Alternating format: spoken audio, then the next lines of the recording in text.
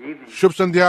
आज रात यहाँ पर होना और इस जगह पर खड़ा रहना सौभाग्य की बात है। मैं सुबह रास्ते पर आ रहा था, मैं प्रार्थना करते हुए आ रहा था और प्रभु के लिए रुका हुआ था, और रास्ते पर आते समय मैंने रेडियो पर एक सेवक भाई स्मिथ को सुना, जो एक श्वेत भाई हैं। क्या आप सुबह को आपने उसे सुना है? आप में से किसी ने भी उसे? मैं सोचता हूँ यह भाई ओहियो से है। कोई तो मुझे उसके प्रचार करने के बारे में बता रहा था और कह रहा था आपको एक तरह से उससे सुनना चाहिए। मैं आज सुबह उसे सुनना चाहता था और वह निश्चय ही उस बारे में बता रहा था कि कैसे संसार में पाप बढ़ता जा रहा है। और मैंने थोड़ा रेडियो को और आगे घुमाया, किसी और को सुनने लगा।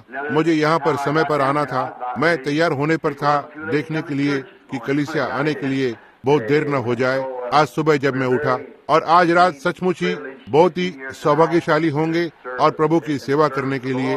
और भाई नेविल के बारे में बोलते हुए, और उस दिन उन्होंने उस संदेश को प्रचार किया इस छोटी महिला के लिए, हमारी बहन जो हाल ही में हमसे चली गई है। वह बहन हम जानते हैं वो बहन कौन थी। वो बहन वीवर थी। और यहाँ एक व्यक्ति के बारे में सोचते हुए जिसका आज रात बपतिस्मा हुआ था। बहन, मैंने उसे यहाँ इस तालाब पर बपतिस्मा दिया था। जब उन्होंने उसे यहाँ एक व्हील चेयर में लेकर आया, वह कैंसर से मर रही थी और उसके पास केवल जीने के लिए वही रात थी। डॉक्टरों ने उसे छोड़ दिया था। वह अगली सुबह मरने जा रही थी।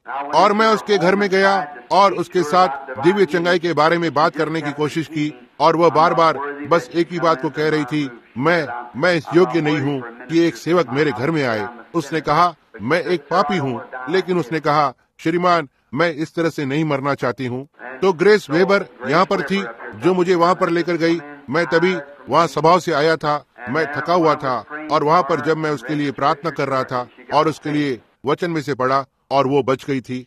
तब वो बहुत ही मुश्किल से अपने हाथों को उठा सकती थी, लेकिन वो हर एक के साथ हाथों को मिलाना चाहती थी। वह बस कुछ तो उसके साथ हो गया था। और जब वे अपने हाथों को मिला रहे थे, मैंने उसके लिए एक दर्शन को देखा कि वो एक मुर्गी के बाड़े में जा रही है और वापस आ रही है। मैंने कहा अच्छी बात है, यह अब सही होने जा रहा है। और यह 18 वर्ष पहले की बात है, और उसने उस कैंसर से छलांग लगाई थी हमेशा के लिए।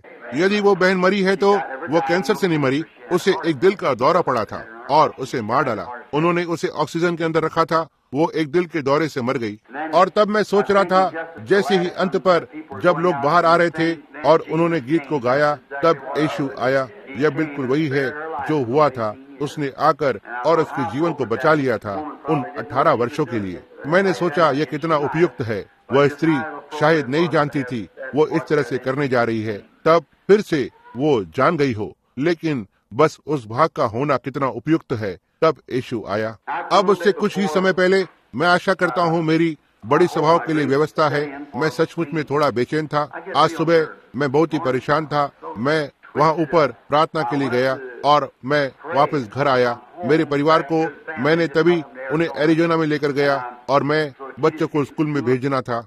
मैं यहाँ पर आराम करने के लिए वापस आया भाई वुड, और यहाँ पर के कुछ भाइयों के साथ शिकार के लिए जाऊंगा। आने वाले सप्ताह में बाहर शिकार के लिए जाऊंगा। हम वहाँ केंटकी में जाएंगे।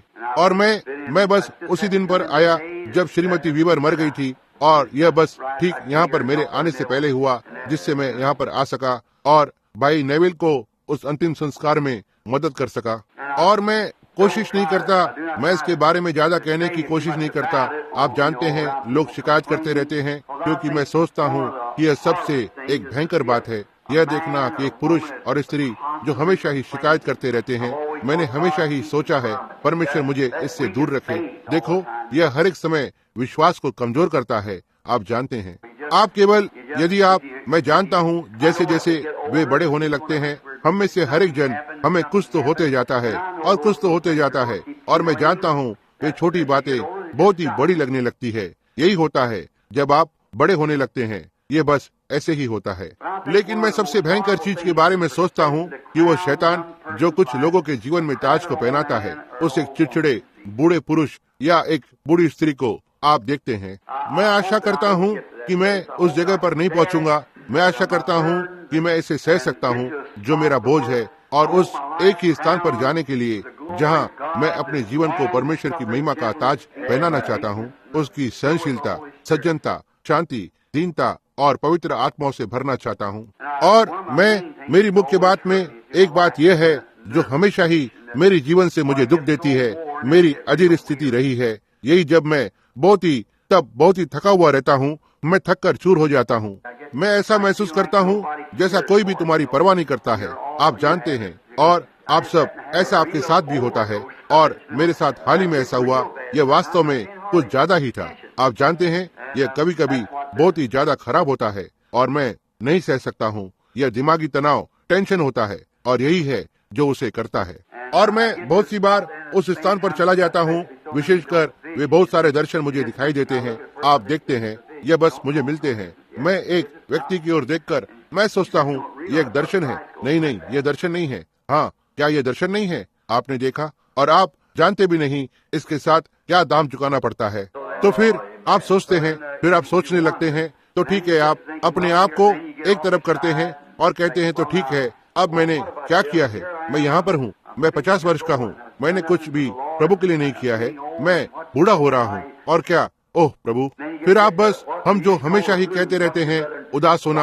आप में से कुछ भाई लोग जो मेरी उम्र के हैं, याद है, वे हमेशा ही कहकर पुकारते थे, उदास हो जाना। पोप अक्सर इसके बारे में बात करता है, और मैं सोचता था उसका क्या मतलब है, और अब मैं निश्चय ही जानता हूँ कि उसका क्या मतलब था।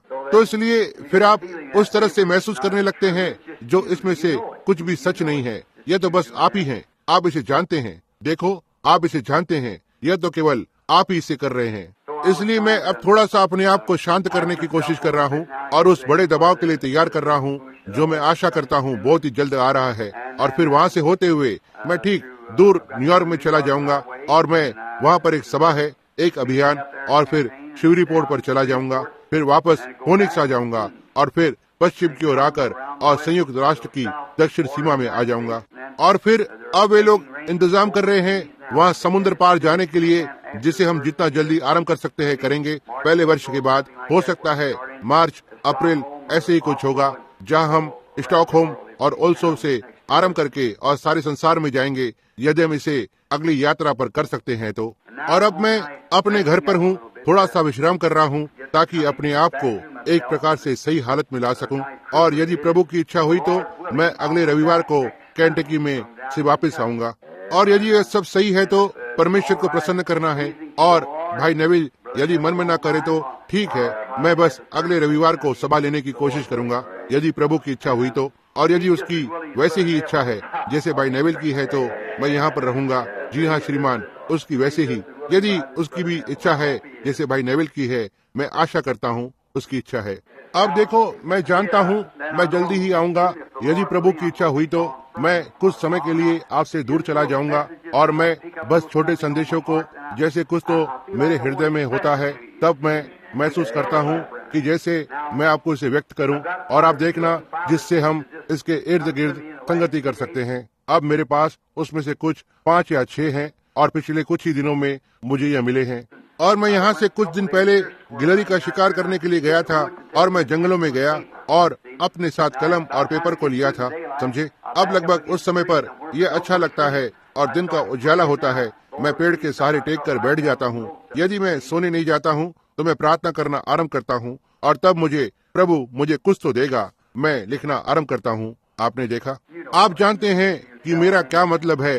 जब आप अपने आप में आ जाते हैं और फिर वापस आकर पन्ने के टुकड़े पर कुछ तो लिखते हैं, और फिर जब मुझे बुलाया जाता है, मैं दौड़कर अपने पेपर के टुकड़े को लेता हूँ और इसमें से होकर जाता हूँ और देखता हूँ मैं किस बात से आरंभ कर सकता हूँ। आप देखते हैं, यही है जो ठीक अभी घटित हुआ है। इसलिए अब मैं चाहता हूँ, यदि प्रभु की इच्छा हुई तो मैं बस बोलना चाहूंगा। मैं लंबे संदेशों को छोटा करने की कोशिश कर रहा हूँ। आप देखते हैं, इससे आपको घंटों समय ले लेता है, और प्रभु ने मेरी शिकागो पर सहायता की, जिससे मैंने एक छोटे से संदेश को लिया वहाँ पिछली रात को, लगभग 30 मिनट का। और किसी ने तो वहाँ पर आकर कहा, मैं नहीं सोचता कि ये आप थे, लेकिन आपने इसे किया है। तो लगभग 2 या ढाई घंटा से केवल आप आधा घंटा, आप जानते हैं। इसलिए हो सकता है कि मैं आज रात जल्दी कर सकता हूँ, और थोड़ा सा अभ्यास करूंगा कि आपको ज्यादा समय तक नहीं रोके रखूं। परमेश्वर आपको आशीष दे। कोई फर्क नहीं पड़ता कि मैं जहाँ कहीं भी जाऊं, वहाँ पर यहाँ इस भवन के जैसा कोई भी स्थान नहीं होगा। यह घर है, प्यारा सा घर है। और मैं वीवर परिवार के साथ हमदर्द हूँ, और इस बहुमूल्य श्वेत भाई के लिए जो गुजर गए हैं, उसके जाने के कुछ समय पहले मैंने उसके साथ प्रार्थना की थी। वो एक अच्छे चरित्र का व्यक्ति था और अब वो प्रभु के साथ घर पर है और यह सब समाप्त हुआ है और कैसे भी आपको वहाँ पर जाना ही है और हम सब ये जानते हैं। इसलिए हम होने पाए प्रभु उनके प्राणों को शांति में विश्राम दे और किसी दिन हम अपेक्षा में हैं कि वहाँ उस और देश में उसके साथ जुड़ेंगे जहाँ पर कोई बीमारी नहीं है, दुख मृत्यु नहीं है। तब तक के लिए आइए हम सब बस हर एक चीज वो करें जो सुसमाचार के लिए कर सकते हैं। मानसिक तनाव, टेंशन के बारे में बोलते हुए मैं आज सुबह इसी के बारे में प्रार्थना कर रहा था। आप क्या करोगे यदि आपके पास मानसिक तनाव न हो? तो केवल इस पर सोचें। मानसिक तनाव यह जीने का एक भाग है। यह इसने एक प्रकार से मुझे प्रोत्साहित किया जब मैंने इसे सोचा। यदि आपके पास मानसिक तनाव नहीं है तो आप एक चिथड़े की गुड़िया के समान हैं। आपके पास कोई भी भावनाएं नहीं होंगी, आपके पास कुछ भी नहीं होगा जिस पर आप कार्य कर सकें। जैसे एक पति और पत्नी हो सकता है वो कुछ तो करना चाहती है और वे एक साथ मिलकर काम करने की कोशिश करते हैं, विशेषकर मसीह लोग, और जो दूसरा है वह चाहता है और फिर जब उसके लिए एक साथ आते हैं आप देखेंगे उसने क्या किया है। वो देखती है। देखो, मानसिक तनाव सचमुच में आपको एक साथ नजदीक लाता है। और कोई तो आपको कहता है तो ठीक है, कहता है केवल उस छोटी पत्नी के लिए सोचें जो कुछ ही एक मानसिक तनाव से गुजरी है जब आप वास्तव में अच्छे नहीं थे, या पति किसी मानसिक तनाव से होकर गुजरा है जब आप वास्तव में अच्छी नहीं थी, फिर यह सब कुछ क्षमा किया गया। देखा, आप जानते भी नहीं इसके साथ क्या दाम चुकाना पड़ता है। और केवल भावनाओं के बारे में सोचें, क्या हो यदि आपके पास कोई भी भावना नहीं होती थी, तो कोई भी दर्द या कुछ भी नहीं। क्या हो यदि वहाँ पर कोई दर्द है ही नहीं और आपके पास कोई भी भावना नहीं थी, तो तब आपकी चेतनाओं में से एक चेतना खत्म हो गई होगी। देखा, इसलिए देखो, कोई भी चीज कोई भी तरह से ठीक है। इसलिए परमेश्वर हमें इस पर खड़े रहने के लिए अनुग्रह को देना, यही वो बात है। यदि हम उस अनुग्रह के साथ बस खड़े हैं तो वहाँ खड़े होकर और कहते हैं, हम जानते हैं कि जब यह जीवन समाप्त हो जाएगा वहाँ उस तरफ एक महान जीवन होगा जहाँ पर हम जाने के लिए देख रहे हैं। और अब हम याद करते हैं उन सारी चीजों को। ये वो एक मानसिक तनाव है। ऐसा कुछ लोग मसीह का परिचय कराने की कोशिश करते हैं कि आप चिंताओं से आजाद हैं। आप नहीं, आप आजाद नहीं हैं। आप मानसिक तनाव से आजाद हैं। ओह नहीं है, आप मानसिक तनाव को जोड़ देते हैं जब आप एक मसीह बनते हैं, क्योंकि आप एक तरह से ढीले ढाले हैं, अल्लड़ हैं। जो कुछ भी वहाँ पर है आप परवाह नहीं करते थे कि आपने क्या किया। लेकिन जब आप एक सचमुच मसीह बनते हैं, हर एक क्षण आप सोचते रहते हैं कि क्या मैं प्रभु को प्रसन्न कर रहा हूँ? यदि मैं उसे सुन सकता हूँ तो यह आपको एक मानसिक तनाव में डाल देता है, आपको पहरे में डाल देता है। यही है जो आपको बनाता है जो आप हैं। इसलिए जो कुछ भी हो, मानसिक तनाव एक आशीष है। यह बिल्कुल उसी तरह से है जैसे आप उसकी ओर देख रहे हैं। यह बिल्कुल उसी तरह से है आप उसकी ओर देख रहे हैं। समझे, यदि आप केवल दूसरी तरफ से देखते हैं, वहाँ कोई फर्क नहीं पड़ता आपने किसी भी चीज को कितना बारीक काटा हो, आपके पास फिर भी इसके दो बाजू होंगे। आप देखते हैं, इसलिए आप दोनों तरफ देखना चाहते हैं। इसलिए मानसिक तनाव, मैं सोच रहा हूँ, ओ प्रभु, ये मानसिक तनाव क्या है? यदि मैंने इस मानसिक तनाव के बगैर जन्म पाया होता था तो ठीक है। यदि मेरे पास ये मानसिक तनाव नहीं होते थे तो मैं वैसा नहीं होता था जैसा मैं हूँ। शायद मैं एक मसीह नहीं होता था। यह तो एक मानसिक तनाव है जो मुझे इस यीशु मसीह की ओर खींच लाया है। देखा, इसलिए यह मेरे लिए एक आशीषित बात रही है। तो फिर जैसे पौलुस ने कहा, जब वो भले ही एक मानसिक तनाव से गुजर रहा था या कुछ तो और ही, उसने प्रभु से 3 बार सम्मति ली थी कि इसे इससे दूर करे। और प्रभु ने कहा, शाऊल, मेरे पौलुस, मेरा अनुग्रह तेरे लिए काफी है। उसने कहा, तब मैं दुर्बलताओं में महिमा करूंगा। जब मैं दुर्बल होता हूँ मैं बलवान होता हूँ। समझे, जब तक ये परमेश्वर की इच्छा होती है तो ठीक है। अब मैंने उससे एक समय सम्मति की थी जब ये अक्सर मेरे लिए बहुत ही बुरी तरह से चिंताजनक था। इससे मैं भयभीत हुआ और उसने मुझे लगभग 8 या 10 वर्ष पहले बताया। उसने कहा, तुम्हें यह दोबारा भयभीत नहीं करेगा, और इसमें कभी भी भयभीत नहीं किया। नहीं श्रीमान, नहीं, इसके बारे में चिंता मत करना। यह तो केवल महसूस करना है। लेकिन मैं जानता हूँ यह वहीं पर है, लेकिन मैं आगे बढ़ता हूँ क्योंकि यह मुझे और भयभीत नहीं करता है। इसके लिए मैं इसका बहुत ही आभारी हूँ। अब वो यह कह सकता है, यह अब और नहीं रहेगा, केवल जितना हो सकता है तुम और भयभीत मत होना। इसलिए यह उसकी इच्छा है कि ये ऐसा होता है, तो इसलिए मैं इसे बस अंगीकार करता हूँ और कहता हूँ, धन्यवाद प्रभु, मैं उस मार्ग पर चलूंगा। अब आइए हमारे सिरों को कुछ क्षण की प्रार्थना के लिए झुकाएंगे। क्या कोई एक विशेष प्रार्थना की विनती है? मैं देखता हूँ यहाँ पर रुमाल रखे हुए हैं। अपने हाथों को उठाएं। प्रभु, अपने हर एक बच्चों को आशीष देना। हमारे स्वर्गीय पिता, जैसे हम आपके भव्य अनुग्रह के सिंहासन के पास आते हैं, क्योंकि हमें बोला गया है कि वहाँ पर आना है, हम यीशु मसीह के आदेश के ऊपर आ रहे हैं और हम अपनी सारी चिंताओं के साथ आते हैं और हम उन्हें उस पर डाल देते हैं, क्योंकि वह हमारी चिंता करता है। क्या ही एक महान हमारे लिए दिलासा है यह जानना कि वह हमारी चिंता करता है। वह स्वर्ग का महान परमेश्वर, वह सृष्टिकर्ता हमारी चिंता करता है, जो उसकी सृष्टि है। हम इसके लिए बहुत आनंदित है प्रभु। हमारे लिए क्या ही एक दिलासा है इस समय पर, जिस समय में हम रह रहे हैं, जब ऐसा दिखाई दे रहा है दिलासा आपके वचन को छोड़ कहीं पर भी नहीं हो सकता है। यही हमारी सांत्वना है, यह आपकी प्रतिज्ञा है। और आपकी प्रतिज्ञा में कहा गया, अपनी विनतियों को अवगत कराएं और यदि तुम मेरे नाम से कुछ मांगते हो मैं इसे करूंगा। और यह सारी महान प्रतिज्ञाएं, मांगो और तुम्हें दिया जाएगा, इस पहाड़ से कहो हट जा, और संदेह मत करो और यह हट जाएगा। यह सारी प्रतिज्ञाएं, और हम इसे पा सकते हैं जिसे हम अभी मांग रहे हैं। हाथ ऊपर उठे हुए हैं, उनकी कुछ तो आवश्यकता है प्रभु। आप उनकी आवश्यकता को जानते हैं पिता, उन्हें प्रदान करें। मैं अपनी प्रार्थना को उनके साथ आपके आगे रखता हूँ। मेरे हाथ उनके हाथों के साथ ऊपर उठे हुए हैं। यहाँ मेज पर रुमाल रखे हुए हैं। ओह, उन लोगों के पास कितना विश्वास है, शानदार विश्वास प्रभु। ऐसा दिखाई देता है आपने किसी बात से मुझे आशीषित किया है, जिससे कि मैं इन बीमार लोगों के लिए प्रार्थना कर सकूं। जहाँ कहीं पर भी मैं जाता हूँ तो बीमारों के लिए प्रार्थना करता हूँ।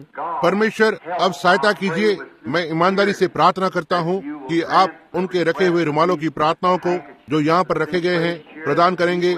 जो लोगों ने मांगा है, आपकी दया उन पर होने दो प्रभु। हम समझते हैं कि बहन हिक्स यहाँ पर, जो एक महिला है जो कहीं से तो हवाई जहाज से यहाँ पर प्रार्थना के लिए आई है, उसके लिए जो कैंसर से पीड़ित है, और वो जानना चाहती थी यदि यहाँ पर उसे ला सकती थी।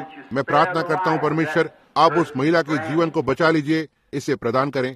मेरा छोटा भांजा मिक्की वहाँ पर बीमार पड़ा हुआ है और उल्टी कर रहा है, जिसे तेज बुखार है, जो अभी यहाँ से बाहर गया है। प्रभु, मैं विश्वास करता हूँ, हमने विश्वास की प्रार्थना की थी कि आपने इसे रोक दिया है, और मैं आपका बहुत ही आभारी हूँ। मैं महसूस कर रहा हूँ कि वह बुखार उस लड़के से चला गया है, इससे पहले मैं इस कमरे से बाहर जाऊं। अब प्रभु, हम आपको सारी बातों के लिए धन्यवाद देते हैं। अब मेरी बारी है कि मैं आपके वचन के निमित्त बोलूं। हमें आपके वचन को देना प्रभु। आपका वचन सच्चाई है। हमारे प्राणों को आशीष करें और हमें अनुग्रह को देना जिसकी हमें आवश्यकता है, जिससे हम आज रात वचन में से परमेश्वर की प्रतिज्ञाओं को खींच सकें, ताकि इस पूरे हफ्ते भर में हमें शक्ति दे, इसे प्रदान करें। हमारे पास्टर को आशीष देना, इस महान प्राण को, उसकी पत्नी, उसके बच्चों को, डीकन, ट्रस्टी और हर एक व्यक्ति जो यहाँ इस इमारत के अंदर आता और बाहर जाता है, पिता इसे प्रदान करें। यीशु मसीह के नाम में हम इन आशीषों को मांगते हैं, आमीन। अब मैं प्रभु के लिखे वचन से 2 स्थानों से पढ़ना चाहता हूँ। मैं पहले भजन संहिता की किताब से पढ़ना चाहता हूँ, 86 भजन संहिता, और फिर मैं संत मती से पढ़ना चाहूंगा, उसका 16वां अध्याय 1 से लेकर 3। और मैं इस भजन संहिता के भाग को पढ़ना चाहता हूँ, सारा भाग नहीं, लेकिन आगे लगभग 11 पद, जो कि एक छोटा लगभग इसका आधा है। और मैं इसकी घोषणा करता हूँ, यदि मैं एक विषय को लेता हूँ, इससे पहले मैं इस पर प्रचार करूं, एक होने का समय और चिन्ह। एक होने का समय, चिन्ह, यह एक प्रकार का उलझा हुआ सा दिखाई देता है। एक होना, समझे, समय, एक होने का समय, यही है जो अब है, और वो चिन्ह एक होने के समय का है। भजन संहिता में एक दाऊद की प्रार्थना है, उसका 86 भजन संहिता। हे यहोवा, कान लगाकर मेरी सुन ले, क्योंकि मैं दीन और दरिद्र हूँ। मेरे प्राण की रक्षा कर, क्योंकि मैं भक्त हूँ। तू मेरा परमेश्वर है, इसलिए अपने दास का, जिसका भरोसा तुझ पर है, उद्धार कर। हे प्रभु, मुझ पर अनुग्रह कर, क्योंकि मैं तुझी को पुकारता रहता हूँ। अपने दास के मन को आनंदित कर, क्योंकि हे प्रभु, मैं अपना मन तेरी ही ओर लगाता हूँ। क्योंकि हे प्रभु, तू भला और क्षमा करने वाला है, और जितने तुझे पुकारते हैं उन सबों के लिए तू अति करुणामय है। हे यहोवा, मेरी प्रार्थना की ओर कान लगा और मेरे गिड़गिड़ाने को ध्यान से सुन। संकट के दिन में मैं तुझे पुकारूंगा क्योंकि तू मुझे उत्तर देगा। ओह, क्या ये सुंदर नहीं है? तू मुझे उत्तर देगा। हे प्रभु, देवताओं में से कोई भी तेरे तुल्य नहीं, और न किसी के काम तेरे कामों के बराबर हैं। हे प्रभु, जितनी जातियों को तूने बनाया है, सब आकर तेरे सामने दंडवत करेंगी और तेरे नाम की महिमा करेंगी, क्योंकि तू महान और आश्चर्य कर्म करने वाला है। केवल तू ही परमेश्वर है। अब सुनना, हे यहोवा, अपना मार्ग मुझे दिखा, तब मैं तेरे सत्य मार्ग पर चलूंगा। मुझको एक चित्त कर एक होना। देखा कि मैं तेरे नाम का भय मानूं। मैं अब एक होने के बारे में बात कर रहा हूँ, और समय और चिन्ह। अब संत मती के 16वां अध्याय में, और फरीसियों और सदुकियों ने पास आकर उसे परखने के लिए उससे कहा कि हमें आकाश का कोई चिन्ह दिखा। उसने उनको उत्तर दिया कि सांझ को तुम कहते हो कि खुला रहेगा, क्योंकि आकाश लाल है, और भोर को कहते हो कि आज आंधी आएगी, क्योंकि आकाश लाल और धुंधला है। तुम आकाश का लक्षण देखकर भेद को बता सकते हो, पर समयों के चिन्ह का भेद नहीं बता सकते। प्रभु उसके अनुग्रह की आशीषों को उसके पढ़े गए वचन पर जोड़े।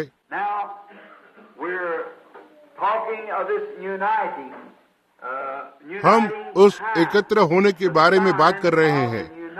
एक होने का समय, एक होने के समय का चिन्ह। देखो, यीशु यहाँ पर है।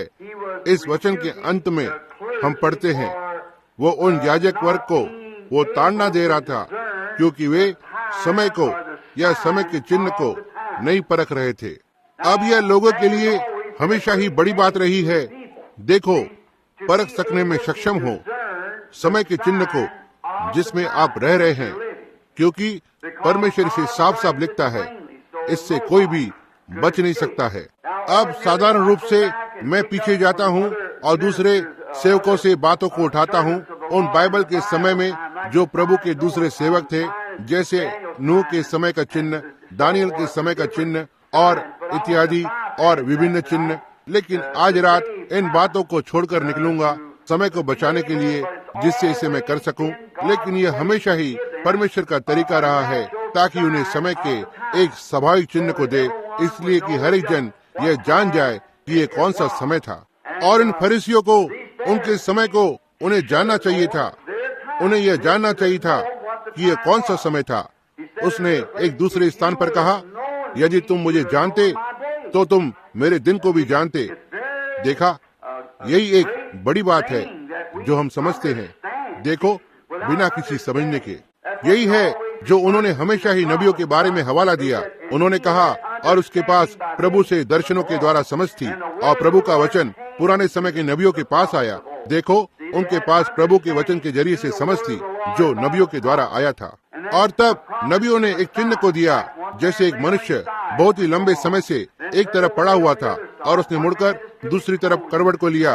एक मनुष्य को उसके कपड़ों को निकालना था, और वहाँ पर बहुत सारी बातें थी जो उन्होंने किए, जिससे कि वे दिखाएं कि वे कौन से समय में रह रहे हैं। और अब हम जानते हैं कि परमेश्वर जिसने धरती और आकाश को बनाया, और उसने अपने काम को पूरा किया, जिससे वह समय को चिन्हों के द्वारा समय का वर्णन कर सके जिसमें वे रह रहे थे, वही परमेश्वर आज जीवित है। वैसे हमें निश्चय ही कुछ तो, जैसे हम समय को देखते हैं जिसमें हम रह रहे हैं, वहाँ कुछ तो निश्चय होना होगा कि कोई तो जांच करे, कहीं तो समझे, क्योंकि परमेश्वर इन चीजों को ऐसे ही कभी नहीं होने देगा, हमें बिना एक निर्धारित चिन्ह को दिए बगैर, कि जहाँ जो हम समझ सकते हैं।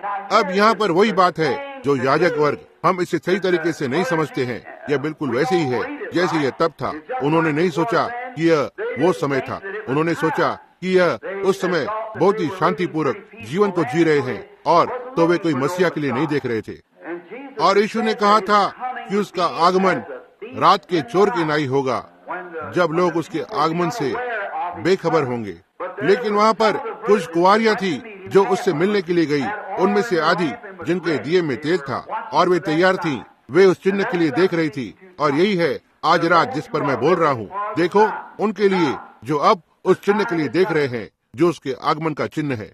यह चिन्ह प्रभु के द्वारा दिए गए हैं, केवल विश्वासियों को दिए गए हैं। अविश्वासी इसे कभी नहीं देखते हैं। यह ठीक उनके सर के ऊपर से चला जाता है और वे इसे नहीं देख पाते हैं।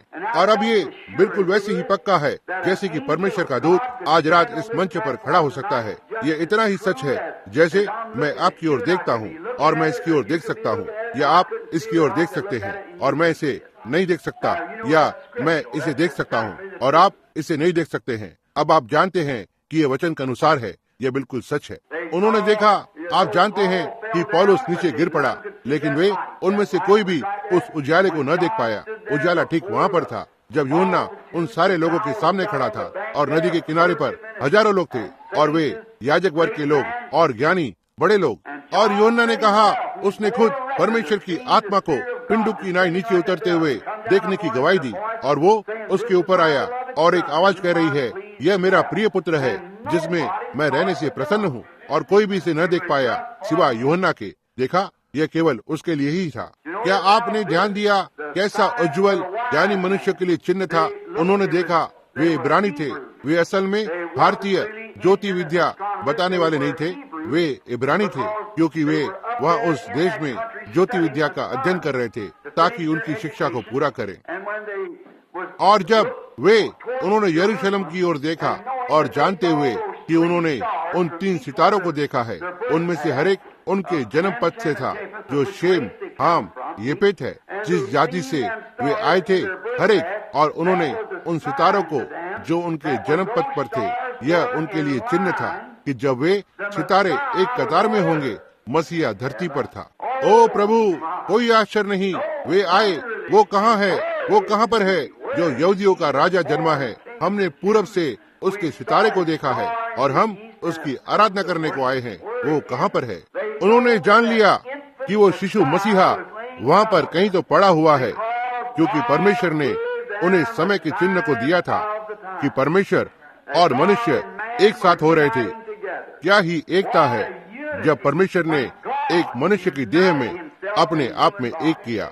वो विधि अब तक की गई महान एकताओं में से सबसे महान एकता है जब परमेश्वर मनुष्य के साथ एक हुआ था और उसने उसकी परमेश्वर होने की मान विकृति को छोड़ दिया और उसके तंबू को तान लिया और नम्रता को ले लिया और उसमें से एक हो गया ताकि उन्हें छुड़ाए। एकता यह क्या है जिसने परमेश्वर और मनुष्य के बीच में हमेशा के लिए शांति को लाया। हमें कितना धन्यवादित होना चाहिए। और वे चिन्ह नहीं भेजे गए थे।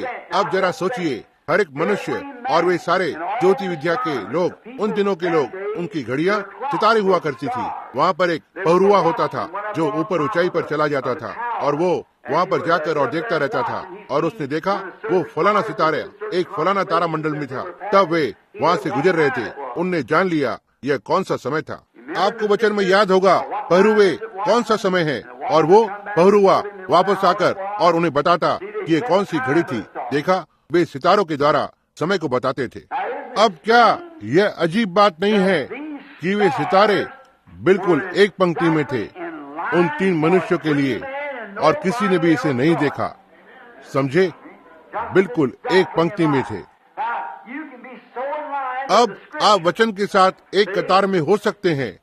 समझे, जब वे सितारे एकता में आ गए, तारा मंडल में अपने आप को एक साथ एकत्र किया, उसी समय 3 व्यक्ति भी एकता में आ गए।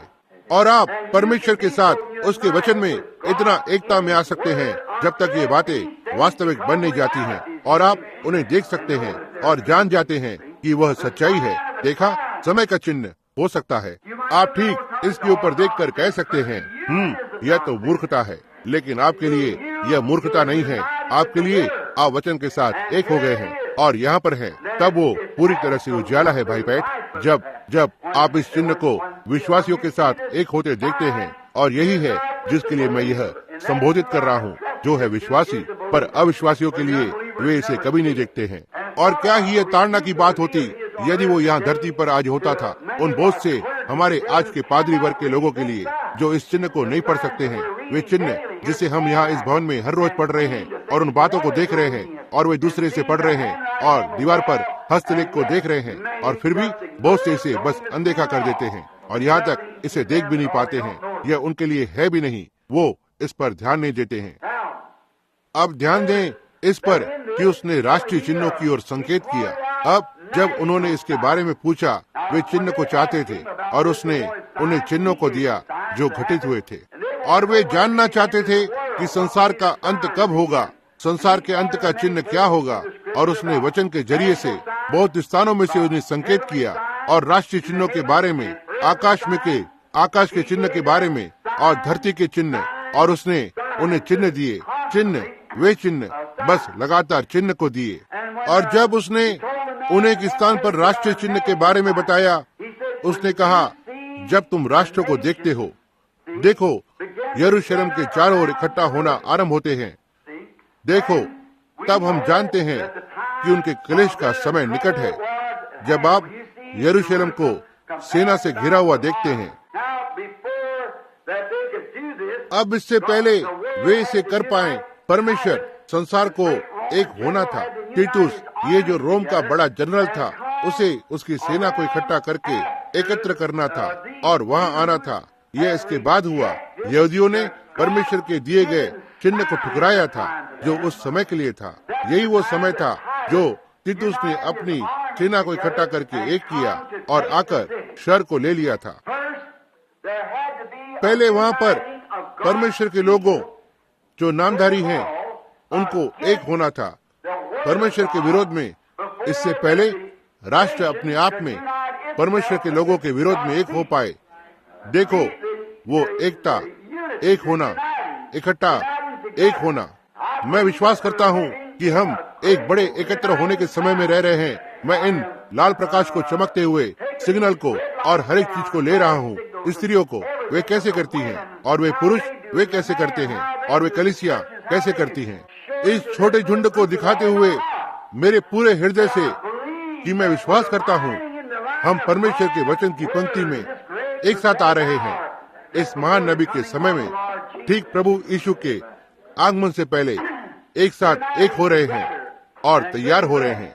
अब आप देखना, तीतुस ने राष्ट्र को एक किया, उसकी सेना को इकट्ठा किया। इजराइल अपने आप में इकट्ठा होकर एक हुआ और अपने आप को संगठित किया कि वे यीशु के मसीह होने पर विश्वास नहीं करेंगे। उन्होंने उसे ठुकरा दिया और उससे मुड़ गए और उसे क्रूस पर चढ़ा दिया। और फिर जब उन्होंने उद्धार को ठुकरा दिया जो उनके लिए भेजा गया था, उन्होंने इसे करने के लिए अपने आप को इकट्ठा करके एक किया था। अब इसे दिमाग में रखना, अपने आप को इकट्ठा करके एक होते हैं ताकि इस घड़ी के संदेश को ठुकराएं। उन्हें ऐसा करना ही था। और फिर जब उन्होंने ऐसा किया, तब राष्ट्र का चिन्ह आ गया।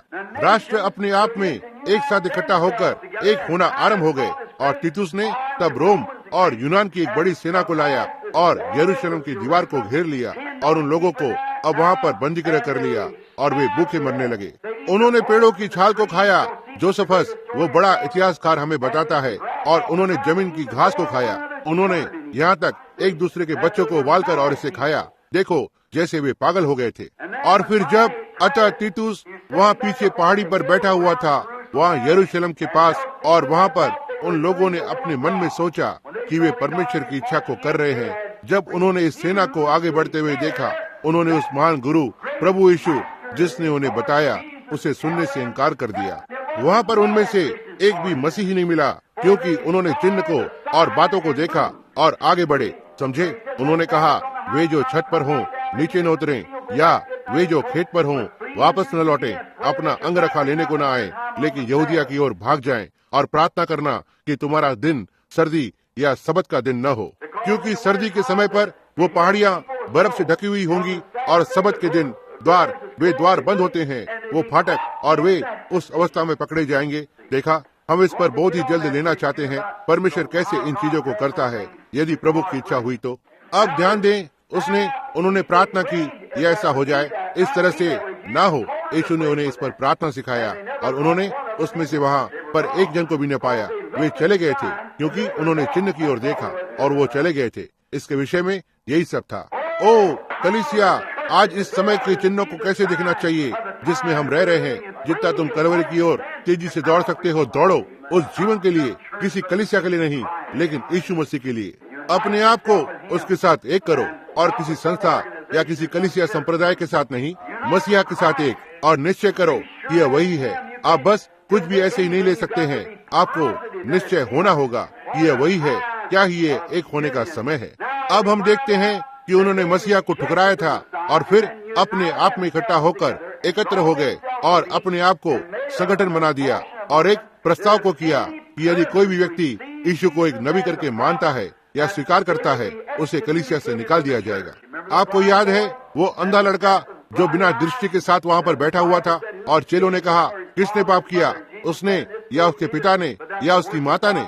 और यीशु ने कहा, इस मामले में किसी ने नहीं, लेकिन जिससे कि परमेश्वर के कार्य प्रकट किए जाएं। और याद रखना, उन्होंने कहा कि माता और पिता कुछ नहीं कह सकते हैं। उन्होंने कहा वे जानते हैं यह हमारा पुत्र है, लेकिन हम नहीं जानते वो कैसे चंगा हुआ था, क्योंकि यहूदियों ने कहा था कि कोई भी व्यक्ति उसे नबी होने के लिए मान लेता है, इस बात के लिए उन्हें निकाल दिया जाएगा। लेकिन आप देखना, परमेश्वर का कार्य यह था कि इस लड़के ने उस झुंड से ताल्लुक नहीं रखा। उससे कहा, अब यह मेरे लिए एक अजीब सी बात है कि आप नहीं जानते वो मनुष्य कहाँ से आया है, और फिर भी वो मुझे आंखों की दृष्टि देता है। देखो, अब वो ऐसे कह सकता है। देखो, यह परमेश्वर का कार्य था, उसे चंगाई दी गई थी और उसे ठीक किया था, और वह इसे कह सकता है क्योंकि उसके पास कहीं से भी कोई तार नहीं थी कि उसे बांधे हो। वही वो एक था जिस पर कार्य किया गया था, और निश्चय ही उसने देखा, उसके जीवन में पहली बार देखा। अब यहूदियों ने अपने आप को यीशु के विरुद्ध एक किया और उसके मसीहत के विरोध में और उसके मसीहत के संदेश के विरोध में एक किया। हम अब बिल्कुल उन्हीं बातों को होते हुए देख रहे हैं। साम्यवाद एक हो रहे हैं ताकि कलीसिया को नाश करे, और केवल एक ही जरिए से यह उसके बाद होता है जब कलीसिया भी खुद को कलीसिया संगठना में एक कर लेती है, जो विश्व कलीसिया संगठना है, ताकि इनकार करे और संदेश को और वचन को नष्ट करे। वे वचन से मुड़ गए हैं जो कलीसिया के पास है। वे इसे स्वीकार नहीं कर सकते हैं क्योंकि यह उनके संस्थापक नियम के विरुद्ध है। कोई फर्क नहीं पड़ता कि कितने ही अग्नि के खंभे हमारे बीच में मंडराते हों, लोगों के बीच में, या कितने लोग, कितनी बातें पहले से बताई गई होंगी और वे हुई हों, और वे बड़े चिन्ह जो उसने अंतिम दिनों के लिए प्रतिज्ञा की थी, वे इसे नहीं कर सकते हैं। इसलिए वे अब अपने आप को एक कर रहे हैं। और यहाँ आपका पास्टर और बहुत से आपको बता सकते हैं, यही अर्थ है कि उनका उन संसार के गिरजाघर के सदस्यों का सम्मेलन है। इसके ऊपर एक लूथरन सेवक है, जो यदि वहाँ पर एक आपदा आती है, यहाँ ये आसपास में ये घटित होता है, यदि हम गिरजाघर के सदस्यों के सम्मेलन के साथ एक नहीं होते हैं, तो तब हमारी कलीसिया नहीं रहेगी और वे एक सामान रखने के स्थान के नाई इस्तेमाल कर सकते हैं। या यदि हम भाइयों में से कोई एक देखता है कि कोई तो मर रहा है या तकलीफ में है और उसके लिए सेवकाई करने की कोशिश करते हैं ताकि उसे कोई आत्मिक आशीष मिले, हम इसके लिए मार डाले जा सकते हैं। ये बिल्कुल सही है। हमें 10 वर्ष की संघीय कारावास हो सकती है किसी भी तरह की सेवकाई करने के लिए, क्योंकि हम गिरजाघर के सदस्यों के सम्मेलन के सदस्य नहीं हैं। क्या आप पशु की छाप को नहीं देखते हैं? समझे? देखा? अब हम एक होने के समय को आते हुए देखते हैं। देखा? अब देखना, और फिर वो कलीसिया अपने आप में संदेश के विरोध में हुई है, और फिर जब ये होता है, वे राष्ट्र अपने आप में साम्यवाद में एक हो रहे हैं ताकि कलीसिया को फिर से नष्ट करे, बिल्कुल वैसे ही इसने पहले स्थान में किया था। देखा? ये फिर से वापस अपने आप को दोहराता है। इजराइल को पहले संदेश से मुड़ना था, और जब वे संदेश से मुड़ गए, तब वो सेना, वो राष्ट्र का जीवन अपने आप में इकट्ठा होकर एकत्र हो गए दूसरे राष्ट्रों से, और अंदर आकर और कलीसिया को नष्ट कर दिया। और आज उन्होंने प्रभु यीशु के संदेशों को घुमा दिया है, और उन्होंने इसे घुमा दिया है, और अब समय आया है जहाँ पर साम्यवाद संसार को कलीसिया के विरोध में इकट्ठा करके एक कर रहा है। देखो, इसे इसी तरह से होना है। अब यह कहना बहुत ही कठिन है।